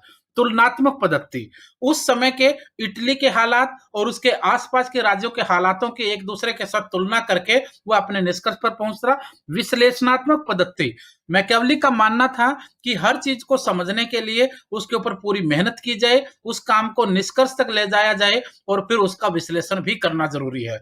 और 5वां है वैज्ञानिक पद्धति। अपने समय के सभी समकालीन थिंकर्स को देखते हुए वह वैज्ञानिक पद्धति के ऊपर काफी ज्यादा अटल रहा। उसने हर चीज का ऐतिहासिक, निरीक्षणात्मक, तुलनात्मक और विश्लेषणात्मक अध्ययन करने के बाद भी उसको साइंस की कसौटी पर कसने की पैरवी की थी। क्वेश्चंस देखते हैं कुछ मैकियावेली से संबंधित। सबसे पहला क्वेश्चन है, किसने कहा कि मैकियावेली का सिद्धांत राज्य के संरक्षण का सिद्धांत है, न कि राज्य का सिद्धांत? तो यह कथन कहा था गैटेले के द्वारा। सेकंड क्वेश्चन यहां पर दिया गया है, जिस राजनीतिक दार्शनिक पॉलिटिकल फिलोसफर ने सर्वप्रथम राजनीतिक शास्त्र में आधुनिक राज्य की अवधारणा को प्रस्तुत किया, वह कौन था? प्लेटो था, मार्क्स था, मैकियावेली था या फिर हॉब्स था? वह मैकियावेली था। एक क्वेश्चन इसको उल्टा भी कर सकते हैं, कौन सा ऐसा पॉलिटिकल थिंकर था या पॉलिटिकल फिलोसफर था जिसने सबसे पहले राजनीतिक शास्त्र में आधुनिक राज्य की अवधारणा यानी कंसेप्ट को प्रस्तुत किया था? तीसरा क्वेश्चन है, राजनीति को नैतिकता से अलग करने वाला आधुनिक विचारक यानी मॉडर्न थिंकर कौन था? यानी यहां भी आपका आंसर मैकियावेली आएगा। मैकियावेली ने राजनीति को नैतिकता से अलग करने का विचार पेश किया था। चौथा क्वेश्चन आपके लिए है, राजनीतिक शास्त्र को नीति शास्त्र से अलग करने का श्रेय किसको जाता है, लेकिन उससे दर्शन में नैतिकता की उपेक्षा नहीं हुई, और यह श्रेय मैकियावेली जी को हमेशा के लिए जाता रहा। तो फिर आपका आंसर यहां पर किसने कहा? ये भी आपका अरिस्टोटल यानी अरस्तु रहेगा। 5वां है, मैकियावेली की अध्ययन पद्धति की विशेषताएं बताइए। उनकी अध्ययन पद्धति की क्या क्या विशेषताएं रही? तो आपका आंसर होगा अनुभववाद और इतिहासवाद, ये उनकी विशेषताएं थी।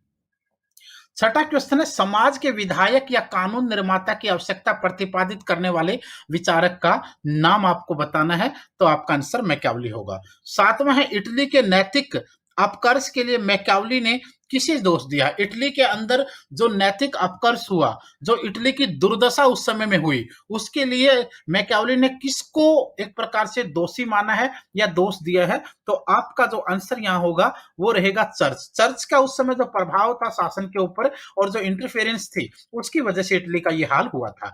अपनी किस पुस्तक में मैकियावेली गणराज्य का समर्थन करते हैं? कौन सी किताब में उसने गणराज्य का समर्थन किया है, उसको सपोर्ट किया है, या एक प्रकार से आप ये माने कि उसने इसके प्रति अपना विचार रखे हैं? तो फिर आपका आंसर द डिस्कोर्सेज होगा, जिसमें मैकियावेली ने गणतंत्र को अच्छा यानी गणराज्य को अच्छा और राजतंत्र को बुरा बताया।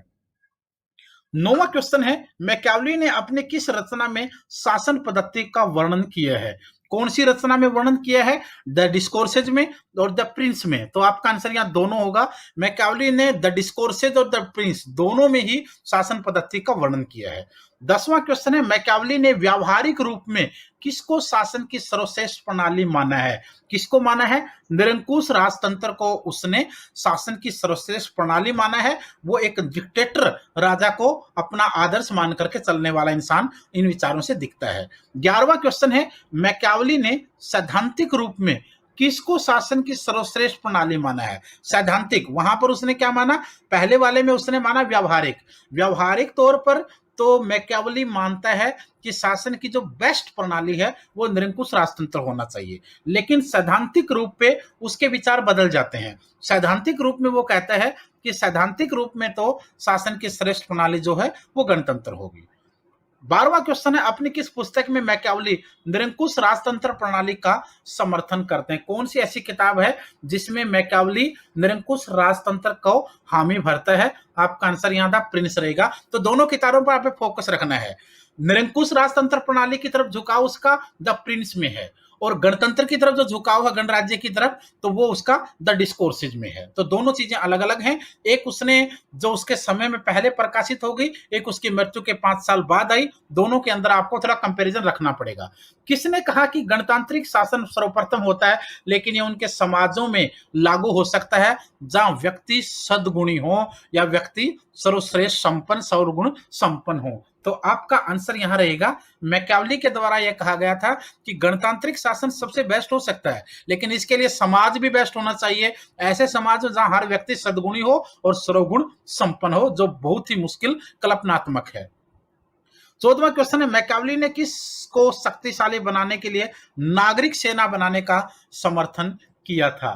तो किसके लिए? इटली को। आधुनिक राजनीतिक चिंतन के जनक कौन माने जाते हैं? प्लेटो, अरिस्टोटल, एक्नियास या फिर मैकियावेली? तो आपका आंसर यहां पर मैकियावेली होगा। 17वां क्वेश्चन है, मैकियावेली विश्वास करते हैं, मैकियावेली किस चीज पर विश्वास करते हैं? राज्य की सर्वोच्चता एवं सुरक्षा में विश्वास। मैकियावेली के संबंध में यह कथन किसने कहा कि यह प्रतिभा संपन्न फ्लोरेंस वासी वास्तविक अर्थ में अपने युग का शिशु था? मैकियावेली के बारे में यह किसने कहा था कि यह प्रतिभा संपन्न फ्लोरेंस वासी यानी एक ऐसा इंटेलिजेंट फ्लोरेंस का रहने वाला व्यक्ति वास्तविक अर्थों में अपने युग का शिशु ही था? इस तरीके का विचार किसने कहा था? आपका आंसर ए होगा, डनिंग रहेगा। मैकियावेली ने अपनी रचना द प्रिंस 1532 में किसको समर्पित किया, या ये किसको समर्पित की? चर्च को, लोरेंजो डो मेसिसी को, जोन्स को, या मुअम्मार गद्दाफी को? तो फिर आपका आंसर यहां पर रहेगा बी, लोरेंजो डी मेडिसी यानी फ्लोरेंस के राजा को। 20वां क्वेश्चन, मैकियावेली के संबंध में यह कथन किसने कहा कि वह प्रथम आधुनिक राजनीतिक विचारक है? उसे प्रथम आधुनिक राजनीतिक विचारक किसने कहा? तो आपका आंसर यहां पर रहेगा मैस्की के द्वारा। 21वां क्वेश्चन, मैकियावेली के संबंध में यह कथन किसने कहा कि मैकियावेली को अपने युग का सर्वश्रेष्ठ सारांश बताया है? किसको, किसके द्वारा? डनिंग के द्वारा, गैटेले, डब्ल्यू.टी. जॉन्स या फिर सेवाइन के द्वारा? तो आपका आंसर रहेगा डब्ल्यू.टी. जॉन्स। नेक्स्ट क्वेश्चन है, अरस्तु के बाद कौन पहला विचारक है जिसने आगमनात्मक पद्धति, जिसको आप लोग इंडक्टिव मेथड बोलते हो, उसको विस्तृत रूप में अपनाया? अरस्तु ने भी अपनाया था इसको, और उसके बाद कौन आया जिसने अपनाया? तो आपका आंसर रहेगा मैकियावेली। कौन सी पद्धति थी? आगमनात्मक, इंग्लिश में इसको बोलते हैं इंडक्टिव मेथड।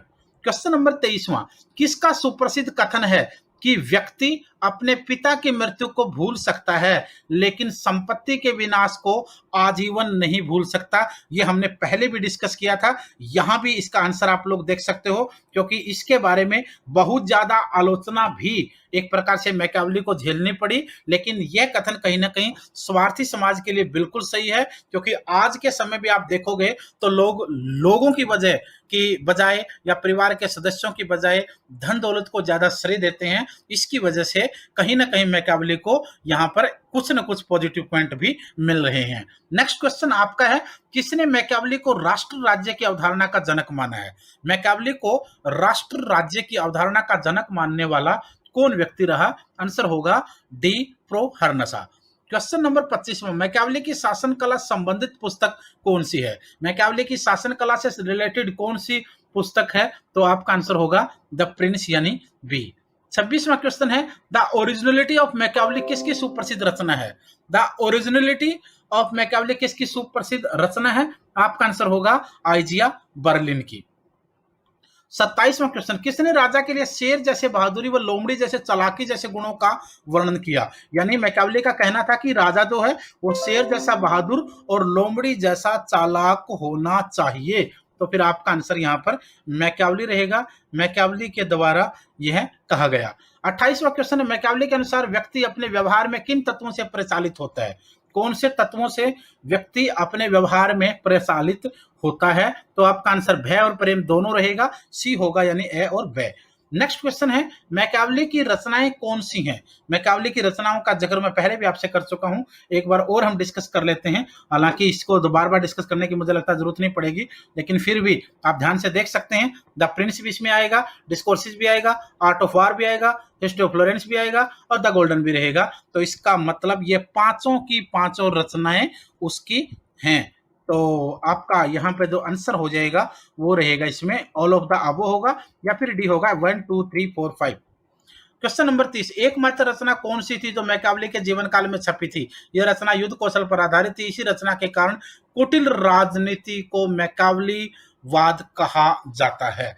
तो आपका जो कुटिल राजनीति होती है उसको मैकियावेलीवाद का के रूप में जाना जाता है, यानी मैकियावेली को उसका फाउंडर माना जाता है। मैकियावेली इस चीज के अंदर सर्वश्रेष्ठ दुनिया में माना जाता है, वही इन विचारों का प्रतिपादक भी है। तो आपका आंसर यहाँ पर ए बी सी डी। तो कौन सी पुस्तक के आधार पर? आपका आंसर होगा C, the art of war. Next question है, किसने कहा कि मैकियावेली का सिद्धांत राज्य के संरक्षण का सिद्धांत है, न कि राज्य का सिद्धांत? ये कथन कहने वाला गैटले। 32वां क्वेश्चन है, जिस राजनीतिक दार्शनिक ने सर्वप्रथम राजनीतिक शास्त्र में आधुनिक राज्य की अवधारणा को प्रस्तुत किया, वह कौन था? प्लेटो, अरस्तु, मैकियावेली या फिर हॉब्स? तो आपका आंसर मैकियावेली आएगा। राजनीति को नैतिकता से अलग करने वाला आधुनिक विचारक कौन था? राजनीति को नैतिकता से अलग करने वाला आधुनिक विचारक मैकियावेली रहा। नेक्स्ट क्वेश्चन है, राजनीतिक शास्त्र यानी पॉलिटिकल साइंस को नीति शास्त्र से अलग करने का श्रेय किसको दिया जाता है? लेकिन उसने दर्शन में नैतिकता की अपेक्षा नहीं की, और यह श्रेय मैकियावेली जी को ही जाता है। इस प्रकार के स्टेटमेंट देने वाला व्यक्ति अरिस्टोटल था, यानी अरस्तु था। नेक्स्ट क्वेश्चन है, मैकियावेली की अध्ययन पद्धति की विशेषता है। मैकियावेली की अध्ययन पद्धति की क्या विशेषता है? अनुभववाद और इतिहासवाद आपका यहाँ पर आंसर हो जाएगा। नेक्स्ट क्वेश्चन आपका है, समाज के विधायक या कानून निर्माता की आवश्यकता प्रतिपादित करने वाला विचारक का नाम आपको बताना है। यहां भी आपका आंसर सी यानी मैकियावेली होगा। इटली के नैतिक अपकर्ष के लिए मैकियावेली ने किसे दोष दिया? इटली के राजनीतिक अपकर्ष के लिए मैकियावेली ने किसको दोष दिया? चर्च को दोष दिया। अपने किस पुस्तक में मैकियावेली गणराज्य का समर्थन करते हैं? तो फिर आपका आंसर पहले भी डिस्कस कर चुके इस क्वेश्चन को मैं, आपका आंसर द डिस्कोर्सेस रहेगा। मैकियावेली ने अपनी किस रचना में शासन पद्धति यानी सिस्टम ऑफ गवर्नमेंट का वर्णन किया है? आपका आंसर दोनों रहेगा, ए और बी हो जाएगा। मैकियावेली ने व्यावहारिक रूप में किसको शासन की सर्वश्रेष्ठ प्रणाली माना? व्यावहारिक में और सैद्धांतिक में दोनों अलग अलग था। व्यावहारिक में देखोगे तो निरंकुश राजतंत्र, और सैद्धांतिक की बात करेंगे तो उसने गणतंत्र को। आज हम जयप्रकाश नारायण से जुड़े हुए तमाम चीजों को पढ़ेंगे, उनके जीवन के संघर्षों को देखेंगे, और उनके द्वारा समाजवाद जैसे मुद्दों के ऊपर जितने भी विचार बने हैं वो पहले जानेंगे। और फिर जयप्रकाश नारायण का जन्म 11 अक्टूबर 1903 में बिहार के तत्कालिक सारण जिले के सीता बदियारा में हुआ था। एक एक चीज को ध्यान रखना है, 11 अक्टूबर 1903 ईस्वी को बिहार के तत्कालिक सारण जिले के सीता बदियारा में उनका जन्म हुआ था। जयप्रकाश नारायण का विवाह 1900 अक्टूबर 1920 में ब्रज किशोर प्रसाद की पुत्री प्रभावती देवी से हुआ था। यह प्रभावती देवी बाद में महात्मा गांधी से बहुत ज्यादा प्रभावित हुई और एक लंबे समय तक महात्मा गांधी के आश्रम में इन्होंने अपना जीवन बिताया, जिस समय जयप्रकाश नारायण विदेशों के अंदर अपनी पढ़ाई पूरी कर रहे थे। ये एक सिलसिला उस समय का है। जयप्रकाश नारायण की संयुक्त राष्ट्र अमेरिका में उच्च शिक्षा हुई। इस शिक्षा के दौरान उनको अपना खर्च, अपने एजुकेशन का खर्च, अपने रहन सहन का खर्च चुकाने में बड़ी दिक्कत आ रही थी। उन्होंने अलग अलग जगह पर प्राइवेट नौकरियां की, लेकिन फिर भी जब यूनिवर्सिटी ने फीस बढ़ा दी तो उन्हें उस यूनिवर्सिटी को छोड़ करके दूसरी यूनिवर्सिटी तक पलायन करना पड़ा। जयप्रकाश नारायण की बिहार की जो संपूर्ण क्रांति है वो भारतीय राजनीति के अंदर एक बहुत बड़ा मोड़ थी, और सबसे बड़ा मोड़ भारतीय राजनीति में जयप्रकाश नारायण द्वारा आपातकाल के दौरान जो आंदोलन किया, उस समय आपने देखा 25 जून 1975, ये वो काला दिन है भारतीय इतिहास में जिस समय देश के अंदर गैर कानूनी तरीके से नेशनल इमरजेंसी उस समय की प्रधानमंत्री स्वर्गीय श्रीमती इंदिरा गांधी के द्वारा लगाई गई थी। यही वो समय था जब इंदिरा गांधी जी के द्वारा इमरजेंसी लगाई गई पूरे देश में। जितने भी विपक्ष के राजनेता थे, जितने भी मीडिया के लोग थे, जितने भी सोशल रिफॉर्मर्स थे, उन सबको उठा करके जेलों में डाल दिया गया। न्यूज़पेपर्स के ऊपर बैन था। वही समाचार छपता था जो श्रीमती इंदिरा गांधी या उसके पुत्र संजय गांधी के द्वारा प्रस्तावित होता था।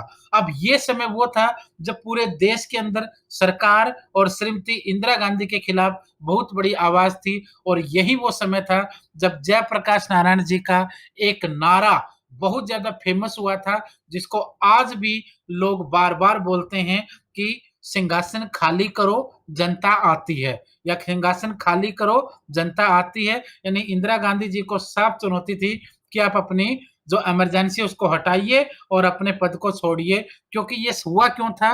ये इसलिए हुआ था क्योंकि श्रीमती इंदिरा गांधी ने जो चुनाव लड़ा था इससे पहले वाला, उस चुनाव में वो हार गई थी, और हारने के बावजूद भी उसने अपने आप को जीता हुआ डिक्लेयर करवा दिया।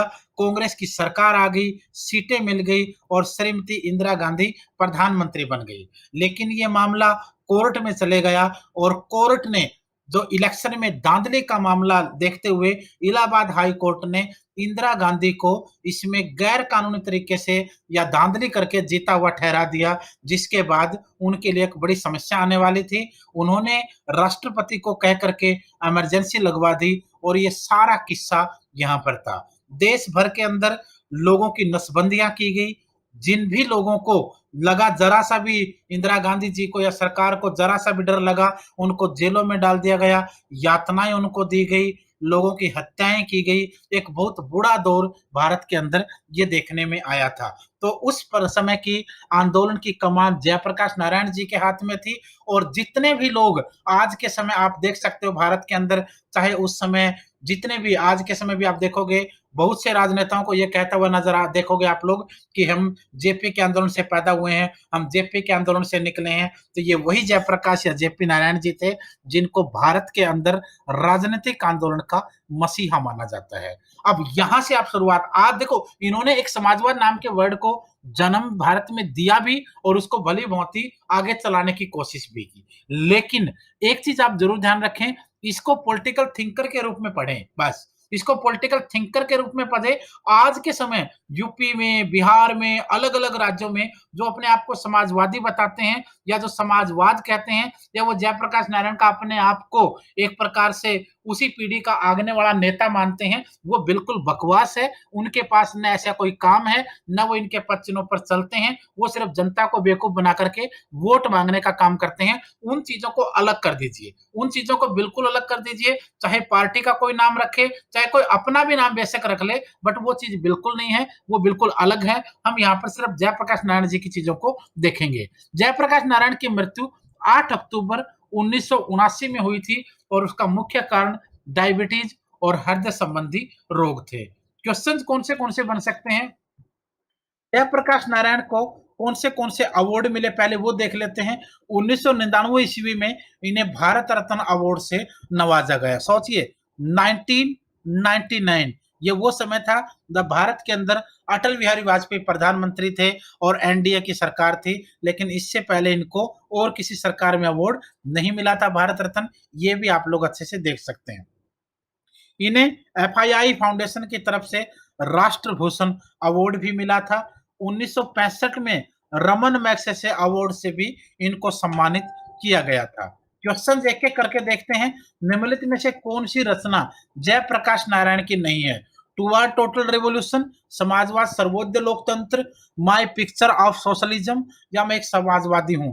कौन सी रचना इनकी नहीं है? तो आपका आंसर होगा डी, ये रचना इनकी नहीं है। मैं एक समाजवादी हूं, ऐसी इन्होंने कोई रचना नहीं की। बाकी आप ये पूछें कि कौन सी रचना है, तो टुवर्ड टोटल रेवोल्यूशन भी इनकी है, समाजवाद, सर्वोदय लोकतंत्र भी इनकी है, और माय पिक्चर ऑफ सोशलिज्म भी इनकी है। ये काफी फेमस रही है माय पिक्चर ऑफ सोशलिज्म, और बाकी का भी काफी ज्यादा वर्णन मिलता है। सेकंड क्वेश्चन है, जयप्रकाश नारायण के समाजवादी विचारों पर सर्वाधिक प्रभाव किसका था? जयप्रकाश नारायण के समाजवादी विचारों पर सबसे ज्यादा प्रभाव महात्मा गांधी जी का था, मार्क्सवाद का था, साम्यवाद का था, या फेबियनवाद का था?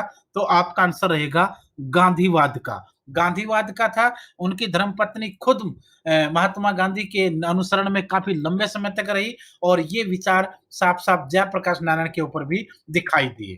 क्वेश्चन नंबर 4 है, जयप्रकाश नारायण ने समग्र क्रांति को राष्ट्र के समक्ष पेश किया 1972 में, 74 में, 76 में, या फिर 75 में? समग्र क्रांति जो है वो 1974 में पेश की गई, और इसका सबसे अच्छा मौका मिला बाद में इमरजेंसी के दौरान। क्वेश्चन नंबर 5 है, समग्र क्रांति का विचार सर्वप्रथम राष्ट्र के समक्ष किसने प्रस्तुत किया? एम.एन. रॉय ने, नरेंद्र देव ने, राम मनोहर लोहिया ने, या फिर जयप्रकाश नारायण ने? तो आपका आंसर होगा जयप्रकाश नारायण ने सबसे पहले राष्ट्र के सामने समग्र क्रांति का जो प्रस्ताव था वो रखा था, और उसको भली-भांति अच्छे से कामयाब करने की राह पर भी निकल पड़े थे। प्रश्न नंबर 6 है, निम्नलिखित में से कौन सा कथन जयप्रकाश नारायण के समाजवाद से मेल नहीं खाता? विशेष अधिकार वर्ग की समाप्ति, शोषण की समाप्ति, आर्थिक विकेंद्रीकरण, राजनीतिक विकेंद्रीकरण? तो फिर आपका आंसर होगा आर्थिक विकेंद्रीकरण।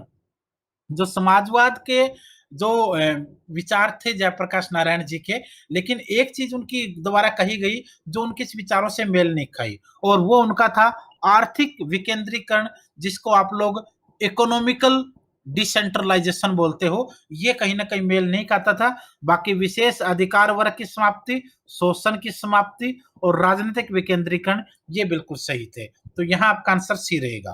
क्वेश्चन नंबर नेक्स्ट है, निम्न में से जयप्रकाश नारायण पक्षधर थे? किसके पक्षधर थे? क्रांतिकारी समाजवाद, उत्पादन के साधनों का राष्ट्रीयकरण, लोकतांत्रिक समाजवाद, या फेबियनवाद? जयप्रकाश नारायण जी लोकतांत्रिक समाजवाद, जिसको आप लोग डेमोक्रेटिक जिसको आप लोग डेमोक्रेटिक सोशलिज्म बोलते हो, उसके पक्षधर थे। ये भी आपको याद रखना है। नेक्स्ट क्वेश्चन है, आधुनिक लोकतंत्र के प्रति जयप्रकाश की आलोचना किस बात पर की जा सकती है, या किस बात पर केंद्रित है? दल विहीन लोकतंत्र, परोक्ष चुनाव की नवीन पद्धति, सत्ता का विकेंद्रीकरण, या फिर सत्ता राजनीति? आपका आंसर होगा यहाँ पर सत्ता राजनीति। नेक्स्ट क्वेश्चन है, जयप्रकाश जी ने या जेपी नारायण जी ने विद्यमान लोकतंत्र में सुधार के लिए कौन सा सुझाव दिया था? दलगत राजनीति, सत्ता राजनीति, सत्ता का केंद्रीकरण, परोक्ष चुनाव की नवीन पद्धति? तो आपको अंदाजा लग जाए, परोक्ष चुनाव की नवीन पद्धति, न्यूज एक प्रकार से नई पद्धति आनी चाहिए, ये उन्होंने कहा था। क्वेश्चन नंबर नेक्स्ट है, विनोबा भावे के शिष्य बनने के बाद जेपी ने किस विचारधारा को अंगीकार किया था? ये क्वेश्चन पूछा जा सकता है। ये भी पूछा जा सकता है कि जेपी नारायण किसके शिष्य थे, या विनोबा भावे के शिष्य का किसी का नाम बताएं। तो यहाँ पर ये कहते हैं कि विनोबा भावे के शिष्य बनने के बाद जेपी ने किस विचारधारा को अंगीकार किया? सर्वोदय, दल विहीन लोकतंत्र, पूंजीवाद, समाजवाद? तो तो आपका आंसर होगा सर्वोदय। सर्वोदय की विचारधारा के फाउंडर विनोबा भावे जी को माना जाता है।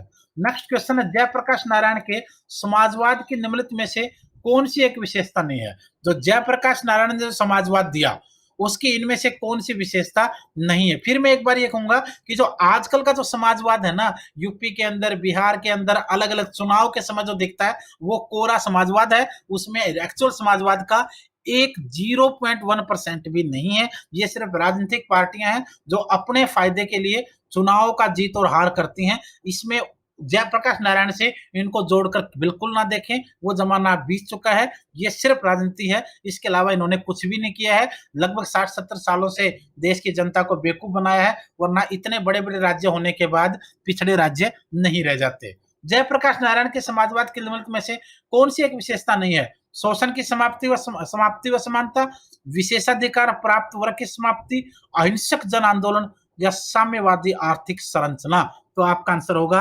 अहिंसक जन आंदोलन। नेक्स्ट क्वेश्चन है, लोकनायक की उपाधि निम्न में से किस नेता को दी गई है? महात्मा गांधी, विनोबा भावे, गोपाल कृष्ण गोखले और जयप्रकाश नारायण। तो फिर आपका आंसर होगा जयप्रकाश नारायण। नेक्स्ट क्वेश्चन, जयप्रकाश नारायण ने अपनी कौन सी पुस्तक में समाजवाद के स्वरूप का चित्रण किया है? Why socialism, my picture of socialism, toward struggle, क्रांति का आधुनिक प्रयोग। तो आपका आंसर होगा my picture of socialism. My picture of socialism में जयप्रकाश नारायण ने समाजवाद के स्वरूप का चित्रण किया है। इसको आप लोग इंग्लिश में भी लिख सकते हैं, माई picture of socialism. Next question आपका है, सन 1975 में जयप्रकाश नारायण ने किसके खिलाफ क्रांति का आह्वान किया था? तो आपका आंसर होगा यहाँ पर बी, श्रीमती इंदिरा गांधी के खिलाफ, क्योंकि भारत के अंदर उस समय इमरजेंसी लगी थी, जिसको आप लोग नेशनल इमरजेंसी कहते हो, जो गैर कानूनी तरीके से भारत में लगाई गई थी। तो ये वो क्वेश्चन थे जो खास करके बार बार जेपी जी के बारे में पूछे जाते हैं। एक और क्वेश्चन है, जयप्रकाश नारायण जी ने सर्वोदय आंदोलन के प्रति जीवन दान देने की प्रतिज्ञा कब की थी? उन्होंने जीवन दान देने की जो प्रतिज्ञा की थी वो की थी अप्रैल 1954 के अंदर। भारतीय राजनीतिक विचारक कौटिल्य की बात करेंगे, जिसको कौटिल्य, चाणक्य, कई सारे नामों से जाना जाता है। बहुत सारे लोग उन्हें कौटिल्य के नाम से जानते हैं, तो कुछ लोग चाणक्य के नाम से जानते हैं। तीसरा नाम विष्णुगुप्त भी उनका बताया गया। तो एक ऐसा व्यक्ति जिसको भारत ही नहीं बल्कि अंतरराष्ट्रीय स्तर के ऊपर राजनीति का बहुत बड़ा विद्वान माना जाता है, जिसके द्वारा लिखी हुई किताबों से राजाओं ने अपने राज चलाए, और आज भी अलग अलग देश के अंदर राजनीति उनके कुछ से कथनों और उनके नियमों पर चलाई जाती है। कौटिल्य का जन्म और मृत्यु की बात जहां तक है, 350 बीसी में वो पैदा हुए और 275 बीसी में उनका देहांत हुआ। पहले उनके जीवन से जुड़ी कुछ घटनाओं को जानेंगे और उसके बाद लगभग 70 से ज्यादा उनसे जुड़े हुए उन क्वेश्चनों को पढ़ेंगे जो अलग अलग एग्जाम में आते हैं। कौटिल्य का जन्म पाटलिपुत्र में हुआ, शिक्षा उनकी नालंदा में हुई और उसने जीव शिक्षक के रूप में काम तक्षशिला विश्वविद्यालय में किया। तीनों जगह का एक अपना रोल है। पाटलिपुत्र जिससे अशोका को जोड़ा गया बाद में, नालंदा बहुत बड़ा विश्वविद्यालय, तक्षशिला भी एक अंतरराष्ट्रीय स्तर का विश्वविद्यालय जाना गया। तीनों से संबंध रहा। पाटलिपुत्र में पैदा हुए, नालंदा में पढ़ाई की और तक्षशिला में टीचिंग का काम, एक टीचर के रूप में, एक शिक्षक के रूप में, बाद में प्रिंसिपल के पद तक पहुंचे। कौटिल्य एक यथार्थवादी विचारक था जो यथार्थ में बहुत ज्यादा विश्वास रखता था। विशाखा दत्त का जो प्रसिद्ध ग्रंथ है मुद्रा राक्षस, उसके अनुसार कौटिल्य, चाणक्य और विष्णुगुप्त ये सभी कौटिल्य के ही नाम थे। उसको महान रचना, उनकी जो महान रचना थी अर्थशास्त्र, जिसकी भाषा संस्कृत थी, और अर्थशास्त्र का जो सब्जेक्ट था, जो विषय था, वो राजनीति शास्त्र था।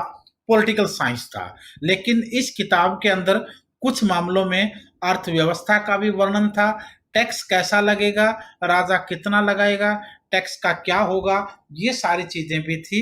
लेकिन अगर ऐसा पूछा जाए कि कौटिल्य द्वारा लिखी गई अर्थशास्त्र का संबंध किस सब्जेक्ट से था, तो then your answer will be political science, राजनीतिक शास्त्र। कौटिल्य ने सप्तांग का सिद्धांत दिया था। सप्तांग का यानी 7 अंगों का सिद्धांत उसने राज्य के लिए दिया था। कौटिल्य को भारत का मैकियावेली भी कहा जाता है। कौटिल्य को भारत का मैकियावेली कहा जाता है, लेकिन कुछ जो विचारक हैं वो इस बात से सहमत नहीं है। वो सहमत इसलिए नहीं है क्योंकि मैकियावेली राजनीतिक एक्सपर्ट तो था, लेकिन उसकी राजनीति में नकारात्मकता बहुत ज्यादा थी, बल्कि उसके उल्टे कौटिल्य की राजनीति में सकारात्मकता बहुत हद तक थी। उसके साथ साथ पूरे इंडिया में स्टडी मटेरियल बाय कोरियर दिया जाता है। ये आप लोग कहीं भी घर बैठे मंगवा सकते हैं। डीएसएसबी, केवीएस, एनवीएस सब के लिए वो आपको अवेलेबल हो जाएगा। पंडित हो और अपनी चोटी का भी ध्यान रखो, युद्ध करना राजा का काम है, तुम पंडित हो, सिर्फ पंडिताई करो। एक ऐसा स्टेटमेंट जिसकी वजह से उन्होंने बहुत अपमान महसूस किया, और इसी अपमान, इसी बेइज्जती की वजह से उसने अपने आप को महान चाणक्य के रूप में और अपने शिष्य के रूप में चंद्रगुप्त को तैयार किया। ये कथन उसको उस समय कहे गए थे जब भारत के अंदर अलेक्जेंडर का आक्रमण हो चुका था, अलेक्जेंडर देश में आ चुका था, और जिस समय मगध के अंदर या नंद साम्राज्य देख लीजिए, वहां पर मदद करने के लिए वो मांगने के लिए गया, तो उसके साथ उनको से शब्द कहे गए थे जिनका उन्होंने बहुत ज्यादा अपमान महसूस भी हुआ। ये इसलिए कहा गया था क्योंकि जिस समय अलेक्जेंडर यानी सिकंदर ने भारत पर आक्रमण किया, तो जहां तक्षशिला के अंदर चाणक्य उस समय शिक्षक था, प्रिंसिपल था उस समय, और वहां का राजा जो आम्बी था, आम्बी पहला राजा था भारतीय जिसने सिकंदर के आगे हथियार डाल दिए थे, सरेंडर यानी आत्मसमर्पण कर दिया था, और उसने लड़ने से मना कर दिया था। जब ऐसा चाणक्य ने देखा, तो चाणक्य ने चाहे पोरस से, जिसको पुरु भी कहा गया, पोरस को कहा गया, और पोरस ने फिर अलेक्जेंडर यानी सिकंदर से युद्ध भी किया। लेकिन उसके साथ साथ मध्य भारत और खास करके मगध और नंद वंश जो थे, उनकी तरफ वो बढ़ने की कोशिश कर रहा था। हालांकि नंद से न लड़ाई हुई अलेक्जेंडर के, और वापस लौट गया, लेकिन यहाँ पर इसका अपमान जरूर हुआ था। राजा और प्रजा के बीच पिता और पुत्र जैसा संबंध होना चाहिए, ये भी उसका कोट था। राजा का कोई रिश्तेदार नहीं होता, ये कथन चाणक्य ने बहुत स्पष्ट शब्दों में चंद्रगुप्त के लिए कहा था। जब चंद्रगुप्त ने सेल्यूकस निकोटर को हरा दिया, और सेल्यूकस निकोटर की पुत्री हेलेना निकोटर से चंद्रगुप्त का विवाह हुआ, तो चंद्रगुप्त बहुत सी बातें सेल्यूकस निकोटर की मानने लगा था, जो उसका ससुर बन चुका था। और उस समय या खास करके कौटिल्य ने कहा था, चाणक्य ने कहा था कि चंद्रगुप्त राजा का कोई रिश्तेदार नहीं होता है, तो इसलिए आप अपने राजधर्म पर चलिए। कुछ क्वेश्चनों की बात जहां तक है, सबसे पहला क्वेश्चन, अर्थशास्त्र में किसको प्रधान पुरुषार्थ माना गया है? तो आपका आंसर यहां पर डी होगा, अर्थ को महान पुरुषार्थ माना गया है। सेकंड क्वेश्चन है, अर्थशास्त्र की भाषा बतानी है आपको, तो मैंने आपको पहले भी बताया, संस्कृत भाषा। क्वेश्चन नंबर तीसरा है, कौटिल्य के अनुसार स्वामी का क्या अर्थ है? कौटिल्य के अनुसार स्वामी का जो अर्थ है वो क्या है? जाति, मंत्री, मालिक या फिर राजा। तो आपका आंसर यहां पर होगा डी यानी राजा। नेक्स्ट क्वेश्चन आपका है, बाजार में नाप तोल यानी मेजरिंग की व्यवस्था पर निगरानी रखने वाले अधिकारी को कौटिल्य ने किस नाम से पुकारा? तो आपका आंसर यहां पर रहेगा सी, पोतवाध्यक्ष के नाम से। क्वेश्चन नंबर नेक्स्ट है पांचवा, कौटिल्य ने जनपद शब्द का प्रयोग किसके लिए किया है? कौटिल्य ने जनपद शब्द का प्रयोग किसके लिए किया है? तो आपका आंसर होगा सी, राष्ट्र यानी नेशन के लिए। क्वेश्चन नंबर छठा है, अर्थशास्त्र में किस भावना को सर्वोच्च स्थान दिया गया है? अर्थशास्त्र में दोस्तों जन कल्याण की भावना को सर्वोच्च स्थान दिया गया है। 7वां क्वेश्चन है कौटिल्य के मतानुसार वार्ता से क्या अभिप्राय है?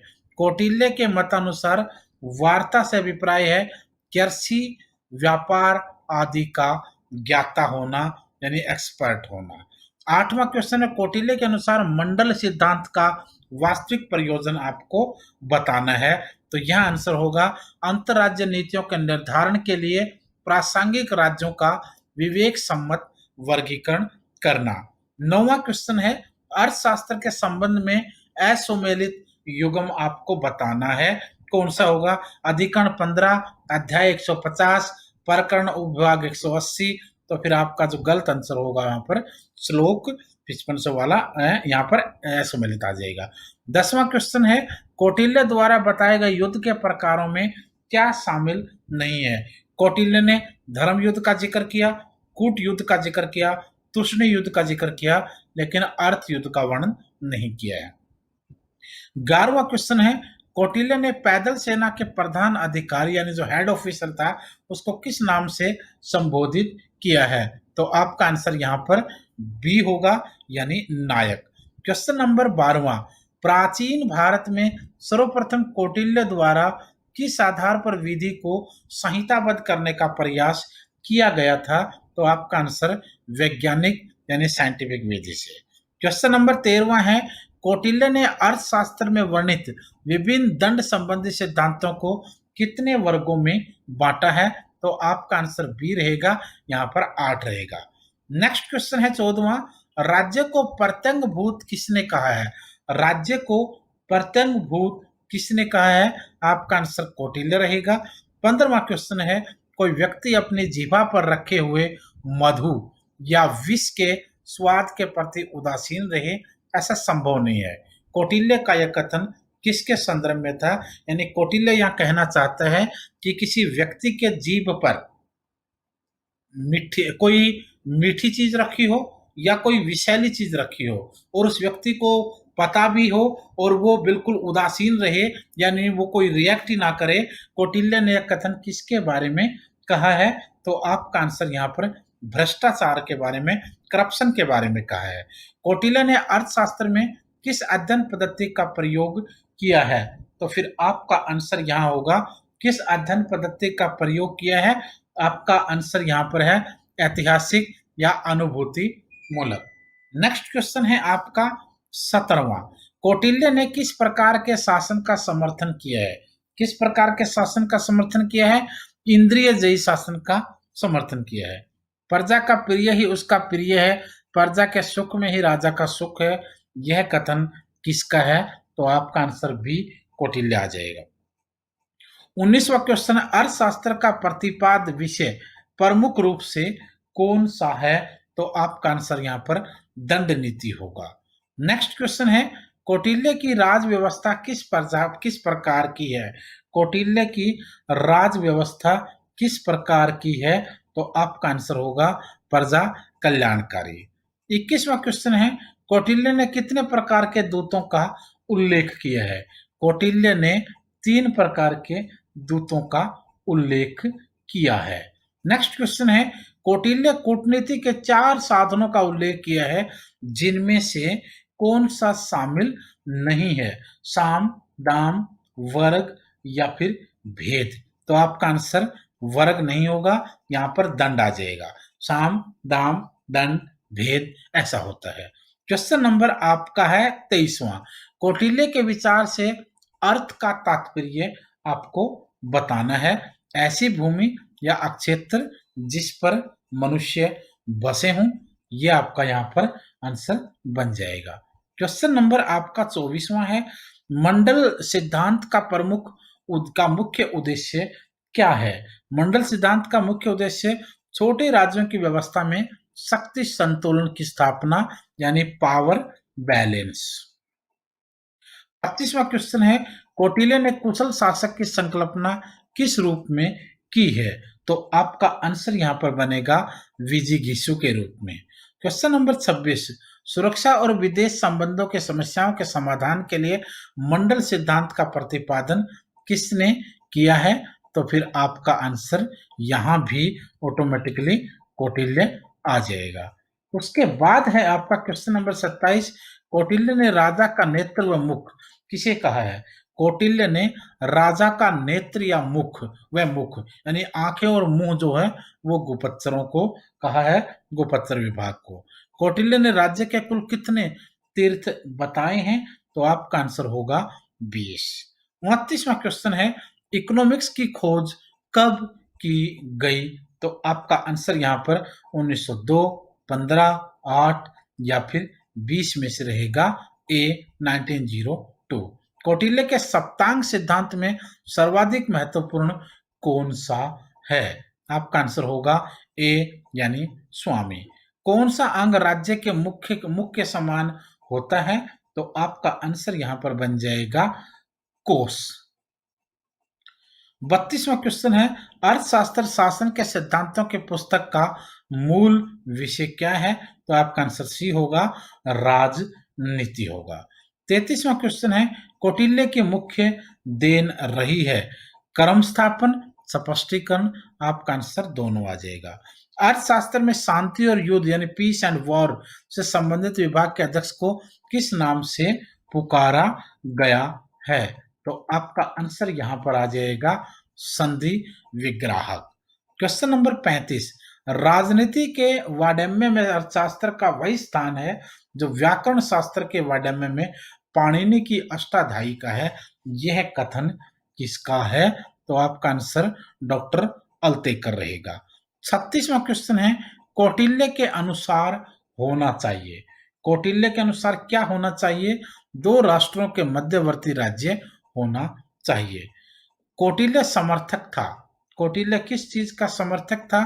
कल्याणकारी राज्य का। निम्नलिखित में से कौन मंडल का अंग नहीं है? इनमें से कौन सा जो मंडल का अंग नहीं है? सामंत नहीं है। कौटिल्य के अनुसार वार्ता ज्ञान की वह शाखा है जिसका संबंध किसके साथ? धन दौलत के उत्पादन से।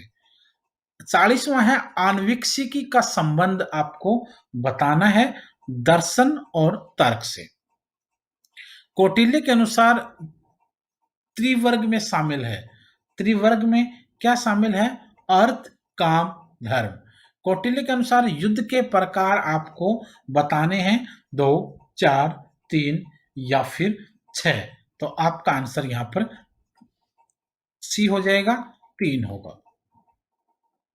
नेक्स्ट क्वेश्चन है अर्थशास्त्र में कितने अभिकरण हैं? अर्थशास्त्र में कितने अभिकरण हैं? आपका आंसर सी यानी 15 होगा।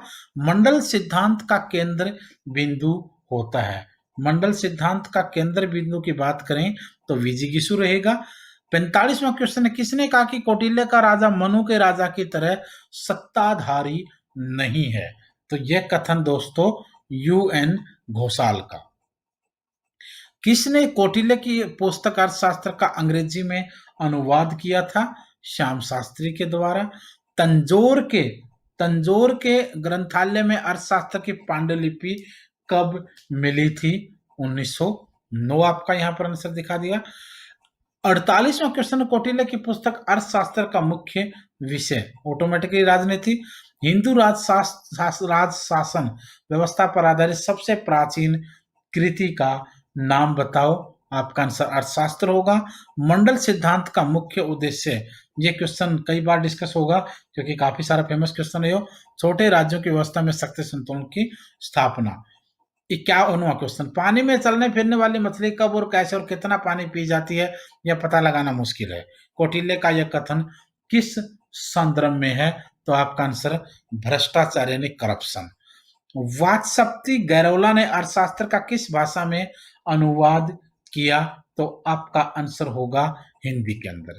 कौटिल्य के अनुसार ज्ञान की शाखाएं हैं। कौटिल्य के अनुसार ज्ञान की शाखाएं त्रयी, वार्ता, आन्वीक्षिकी और दंड नीति। 54वां क्वेश्चन कौटिल्य के राजनीतिक विचार किस पश्चिमी विचारक से मेल खाते हैं? किसके साथ मेल खाते हैं? तो आपका आंसर मैकियावली होगा क्योंकि भारत का मैकियावली कौटिल्य को कहा जाता है। 55वां क्वेश्चन है कौटिल्य के मतानुसार दो राष्ट्रों के मध्यवर्ती राज्य होना चाहिए। कौटिल्य के अनुसार वार्ता ज्ञान की वह शाखा है जिसका संबंध धन दौलत के उत्पादन से है। कौटिल्य के अनुसार त्रिवर्ग में शामिल है। त्रिवर्ग में क्या क्या शामिल है? अर्थ, काम, धर्म। ये क्वेश्चन पहले डिस्कस कर चुके हैं। कौटिल्य के अनुसार राज्य का कौन सा अंग नहीं है? इनमें से कौन सा अंग नहीं है? संभाग नहीं है, यानी डी आपका आंसर होगा। कौटिल्य के राज्य के बारे में सत्य कथन आपको बताना है। कौटिल्य का राज्य जैविक राज्य है, राज्य साध्य व व्यक्ति साधन है, कौटिल्य संविदा सिद्धांत का समर्थक है। तो आपका आंसर डी रहेगा, ऑल ऑफ द अबोव रहेगा। क्वेश्चन नंबर 60, कौटिल्य का राजा खालिस्तान के फिलोसफर किंग की तरह है। कौटिल्य का राजा किसके फिलोसफर किंग की तरह है? तो आपका आंसर यहां पर होगा प्लेटो। क्वेश्चन नंबर 61, कौटिल्य के बारे में असत्य कथन पहचानिए। कौन सा कथन असत्य है कौटिल्य के बारे में? महिला उत्तराधिकारी का समर्थक नहीं है, ये आपका गलत हो जाएगा। क्वेश्चन नंबर 62, कौटिल्य पांड गुण नीति में शामिल नहीं है। क्या शामिल नहीं है? आक्रांता शामिल नहीं है। 63वां क्वेश्चन है, राजा व अमात्य गाड़ी के दो पहिए हैं जो एक दूसरे के बिना बेकार हैं। यह कथन किसका है? तो आपका आंसर कौटिल्य आ जाएगा। कौटिल्य ने राजा पर नियंत्रण लगाए थे। किस तरीके के नियंत्रण? धार्मिक, मंत्रिपरिषद के और जनमत के। तो आपका आंसर सभी रहेगा, all of the above. Kautilya के अनुसार राज्य के कितने अंग हैं? कौटिल्य ने राज्य के कितने अंग बताए हैं? आपका आंसर सी होगा, यानी 7 होगा, जिनको सप्तांग कहा है। कौटिल्य कितने प्रकार के दुर्गों का उल्लेख करता है? कितने प्रकार के दुर्गों यानी किलों का उल्लेख करता है? आपका आंसर यहाँ पर डी होगा, यानी 4 दुर्गों या किलों का। कौटिल्य के अनुसार युद्धों का प्रकार नहीं है। क्या प्रकार नहीं है? प्रकाश या धर्म, कुट युद्ध, तुष्णि, सैनिक युद्ध। ये आपका आंसर होगा। क्वेश्चन नंबर 68, कौटिल्य ने विदेश नीति के संचालन के उपाय बताए हैं। साम, दाम, दंड और भेद भी होना चाहिए, बट यहां पर ऑल ऑफ द अबव आपका आंसर आ जाएगा। क्वेश्चन नंबर 69, कौटिल्य त्रिवर्ग शामिल नहीं है। कौटिल्य त्रिवर्ग शामिल नहीं है। धर्म, अर्थ, काम, मोक्ष। आपका आंसर मोक्ष होगा। क्वेश्चन नंबर आपका है 70वां, कौटिल्य विद्याओं में शामिल नहीं है। कौटिल्य विद्याओं में क्या शामिल नहीं है? कोश नहीं है। कौटिल्य के अनुसार षड्गुण्य नीति का मूल उद्देश्य बताना है, कार्य सिद्धि होगा। क्वेश्चन नंबर 72, आधुनिक काल में अर्थशास्त्र की पांडुलिपि की खोज किसने की? आपका आंसर श्याम शास्त्री दादा भाई नौरोजी के ऊपर। भारत के एक ऐसे व्यक्ति जो थिंकर भी रहे, जिनका इकोनॉमिक्स के रूप में भी, अर्थशास्त्री के रूप में भी बड़ा नाम है, बिजनेसमैन भी रहे, इंटरनेशनल लेवल के नेता पॉलिटिशियन भी रहे। बहुत सारे इनकी विशेषताएं हैं और काफी सारे क्वेश्चंस इनसे बनते हैं। अच्छा, ये एक ऐसा टॉपिक है दादा भाई नौरोजी वाला, जो आपको हिस्ट्री में भी क्वेश्चन देता है, इकोनॉमिक्स में भी क्वेश्चन देता है, पॉलिटिकल साइंस में थिंकर के रूप में भी होता है। तो अलग अलग जगह जीएस जीके हो या फिर पॉलिटिकल साइंस के चैप्टर्स हो, हर जगह इससे क्वेश्चंस आते हैं। तो शुरुआत करते हैं। दादा भाई नौरोजी 4 सितंबर 1825 को पैदा हुए और 30 जून 1917 को उनका देहांत हो गया। ये तो इनका लाइफ के बारे में जो इनका जीवन काल है दादा भाई नौरोजी का, 4 सितंबर 1825 से 30 जून 1917 तक का रहा। ब्रिटिश काल के एक पारसी बुद्धिजीवी, शिक्षा शास्त्री, कपास के कॉटन के व्यापारी, आरंभिक राजनीतिक एवं सामाजिक नेता के रूप में वो जाने गए। अच्छा, एक और चीज है, इससे पहले जो दूसरे टॉपिक हैं आपके पॉलिटिकल थिंकर के, चाहे मैकावली हो चाहे रूसो हो, इनके भी मैं टॉपिक डाल चुका हूं वीडियोस, उनको आप एक बार देख लीजिए। क्वेश्चन नंबर 1 क्या रहेगा दादा भाई नौरोजी का? उन्हें भारत का व्योवृद्ध पुरुष यानी grand old man of India के नाम से दादा भाई नौरोजी जाने जाते हैं। पहला क्वेश्चन, भारत के व्योवृद्ध पुरुष यानी grand old man of India के नाम से उनको जाना जाता है। दूसरा क्वेश्चन, 1892 से 1895 तक वे यूके यूनाइटेड किंगडम में हाउस ऑफ कॉमन्स के सदस्य भी रहे। यह क्वेश्चन ऐसे भी पूछा जाता है, पहला भारतीय जो इंग्लैंड के अंदर सांसद बना यानी एमपी बना। हमारे देश में जो लोकसभा है वो इंग्लैंड के अंदर हाउस ऑफ कॉमन है, हमारे देश में जो राज्यसभा है वो वहां पर हाउस ऑफ लॉर्ड है। तो हाउस ऑफ कॉमन के सदस्य बनने वाले पहले भारतीय इनको माना जाता है। अच्छा, ये चीज आपको ध्यान रखनी है। दूसरा क्वेश्चन, दादा भाई नौरोजी को भारत में प्रति व्यक्ति आय का जनक माना जाता है। यानी प्रति व्यक्ति आय और राष्ट्रीय आय यानी per capita income and national income, इन दोनों का स्टार्टिंग के अंदर 1867-68 1867-68 में पहली बार ये ऐसा व्यक्ति था जिसने भारत में प्रति व्यक्ति आय के आंकड़े जुटाए। और जब इसने आंकड़े जुटाए तो भारत में एक व्यक्ति की जो आय यानी प्रति व्यक्ति जो आय थी वो 20 रुपए थी। ये चीज याद रखना, भारत में प्रति व्यक्ति आय का पहला आंकड़ा 20 रुपए प्रति व्यक्ति आया था 1867-68 में, जिसको देने वाले दादा भाई नौरोजी थे। इसलिए एक बड़े इकोनॉमिस्ट के रूप में भी इनको माना जाता है। Drainage system of economy, Bharat से अर्थव्यवस्था का दोहन इंग्लैंड कर रहा था, ये भी कहने वाला ये पहला व्यक्ति था। पहले के नेता ये मानते थे समकालीन और इससे पहले वाले कि अंग्रेज भारत को सिर्फ राजनीतिक रूप से लूट रहे हैं, लेकिन ये पहला व्यक्ति था जिसने कहा था अंग्रेज हमारा इकोनॉमिकल ड्रेनेज कर रहे हैं, यानी कच्चा माल यहाँ से सस्ते दामों पर और महंगा दामों पर यहाँ तैयार माल को बेच रहे हैं, जिससे इंडिया का इकोनॉमिक ड्रेनेज यानी आर्थिक दोहन हो रहा है, ये भी इन्होंने कहा। उनकी पुस्तक फेमस रही poverty and un British rule in India. Poverty and un British rule in India जो ये पुस्तक रही, यही उन्होंने इकोनॉमिकल ड्रेनेज का थ्योरी भी दिया। दूसरा है, दादा भाई नौरोजी भारतीय राष्ट्रीय कांग्रेस के पहले पारसी अध्यक्ष थे। यानी भारतीय national Congress, Indian national Congress, जिसकी स्थापना 28 दिसंबर 1885 को ए.ओ. ह्यूम के द्वारा की गई थी, उसके पहले भारतीय पारसी अध्यक्ष। ये क्वेश्चन कई बार पूछा जाता है, पहले अध्यक्ष डब्ल्यू.सी. बनर्जी, पहले मुस्लिम अध्यक्ष बदरुद्दीन तैयब जी, पहले पारसी अध्यक्ष दादा भाई नौरोजी, पहले विदेशी ईसाई जॉर्ज यूले, पहली महिला एनी बेसेंट, पहली भारतीय महिला सरोजिनी नायडू। ये इस टाइप के जो क्वेश्चन आते हैं तो ये क्वेश्चन आपको यहाँ दादा भाई नौरोजी का दिखेगा। तो स्टडी पोर्टल आपको हर प्रकार का study material by courier all over India में देता ही है और आप वीडियोस आपको यहाँ पर मिल जाती हैं। क्वेश्चन नंबर 1 से शुरुआत करते हैं। भारतीय राष्ट्रीय नाम संघ नामक संगठन का नाम बदलकर भारतीय राष्ट्रीय कांग्रेस किसकी सिफारिश पर रखा गया था? तो आपका नाम यहाँ पर नौरोजी जी रहेगा। यहाँ पर दादा भाई नौरोजी का मतलब ऑप्शन में नौरोजी आपको मिलेगा। क्वेश्चन नंबर 2, दादा भाई नौरोजी 1851 में गुजराती पाक्षिक अखबार का संपादन उन्होंने किया था, उस अखबार का नाम बताएं। तो आपका आंसर यहाँ पर होगा रफ्त गुफ्तार, उस अखबार का नाम। नेक्स्ट क्वेश्चन तीसरा है, दादा भाई नौरोजी को किसने भारत की आशा कहा था? होप ऑफ इंडिया या भारत की आशा, दादा भाई नौरोजी को किसने कहा था? प्रोफेसर एलेबार के द्वारा। चौथा क्वेश्चन है, निम्न में से कौन सी संस्था नौरोजी द्वारा स्थापित है? इनमें से कौन सी संस्था है जो दादा भाई नौरोजी ने स्थापित की? ईरानी फंड, विधवा विवाह सभा, फरामजी कवासी संस्था, तीनों रहेगा। तो आपका आंसर यहाँ पर डी आ जाएगा, फोर्थ आ जाएगा। क्वेश्चन नंबर 5वां, नौरोजी की प्रेरणा से लंदन में रहने वाले भारतीयों ने ईस्ट इंडिया एसोसिएशन का गठन कब किया था? 1856, 86, 67 या 66? तो यहां आपका जो आंसर रहेगा वो 1867 रहेगा।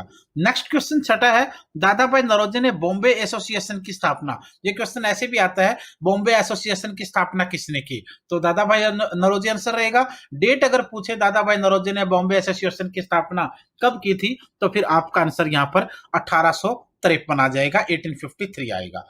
और ये सारी चीजें हैं आपको स्टडी पोर्टल आप लोगों को सभी प्रकार के नोट्स ऑल ओवर इंडिया में, KVS, GSSB, CTET, NVS, UGC NET, और इसके लिए आप लोग इस नंबर पर कांटेक्ट या व्हाट्सएप पर बात कर सकते हैं। नेक्स्ट क्वेश्चन है 7वां, दादा भाई नौरोजी 3 बार कांग्रेस के अध्यक्ष रहे, निम्न में से किस अधिवेशन के अध्यक्ष नहीं रहे? कोलकाता अधिवेशन, लाहौर अधिवेशन, कलकत्ता अधिवेशन 1906 वाला, या फिर सूरत अधिवेशन 1800, क्योंकि एक एक शहर में कई कई अधिवेशन हुए थे, तो इसलिए इस चीज में आप बिल्कुल कंफ्यूज ना होना। तो आपका आंसर यहाँ पर ये नहीं था, क्योंकि यहाँ पर अधिवेशन था ही नहीं, ऑटोमेटिकली ये आपका गलत हो जाएगा, क्योंकि सूरत अधिवेशन 1907 में हुआ था। 1885 में तो स्थापना ही हुई थी, पहला अधिवेशन भी 1885 में ही बंबई में हुआ था, तो 83 में अधिवेशन हुआ ही नहीं था, तो ये आपका गलत हो जाएगा। यहाँ पर आपका आंसर बन जाएगा, कांग्रेस एक ऐसी राजनीतिक संस्था है जो हमारे शासक व हमारी जनता की आकांक्षाओं की पूर्ति करती है। यह कथन था दादा भाई नौरोजी का। ये उस समय वाली कांग्रेस थी भाई, ये उस समय वाली कांग्रेस की बात हो रही है जो अंग्रेजों के द्वारा उस समय बनाई गई, बाद में जिसने राजनीतिक लड़ाई लड़ी, देश को आजादी में संघर्ष में बहुत बड़ा मार्गदर्शन किया। आज की पॉलिटिकल पार्टी की बात यहाँ पर नहीं हो रही है। क्वेश्चन नंबर 9 है, भारत में ब्रिटिश राज राज अधिक व ब्रिटिश कम था। भारत में ब्रिटिश राज राज अधिक था और ब्रिटिश कम था, यह कथन था दादा भाई नौरोजी का। ये स्टेटमेंट जरूर याद रखना, ये स्टेटमेंट पूछी जाती है। 10वां क्वेश्चन है, किस कांग्रेस अधिवेशन में सर्वप्रथम दादा भाई नौरोजी ने स्वराज की मांग रखी थी?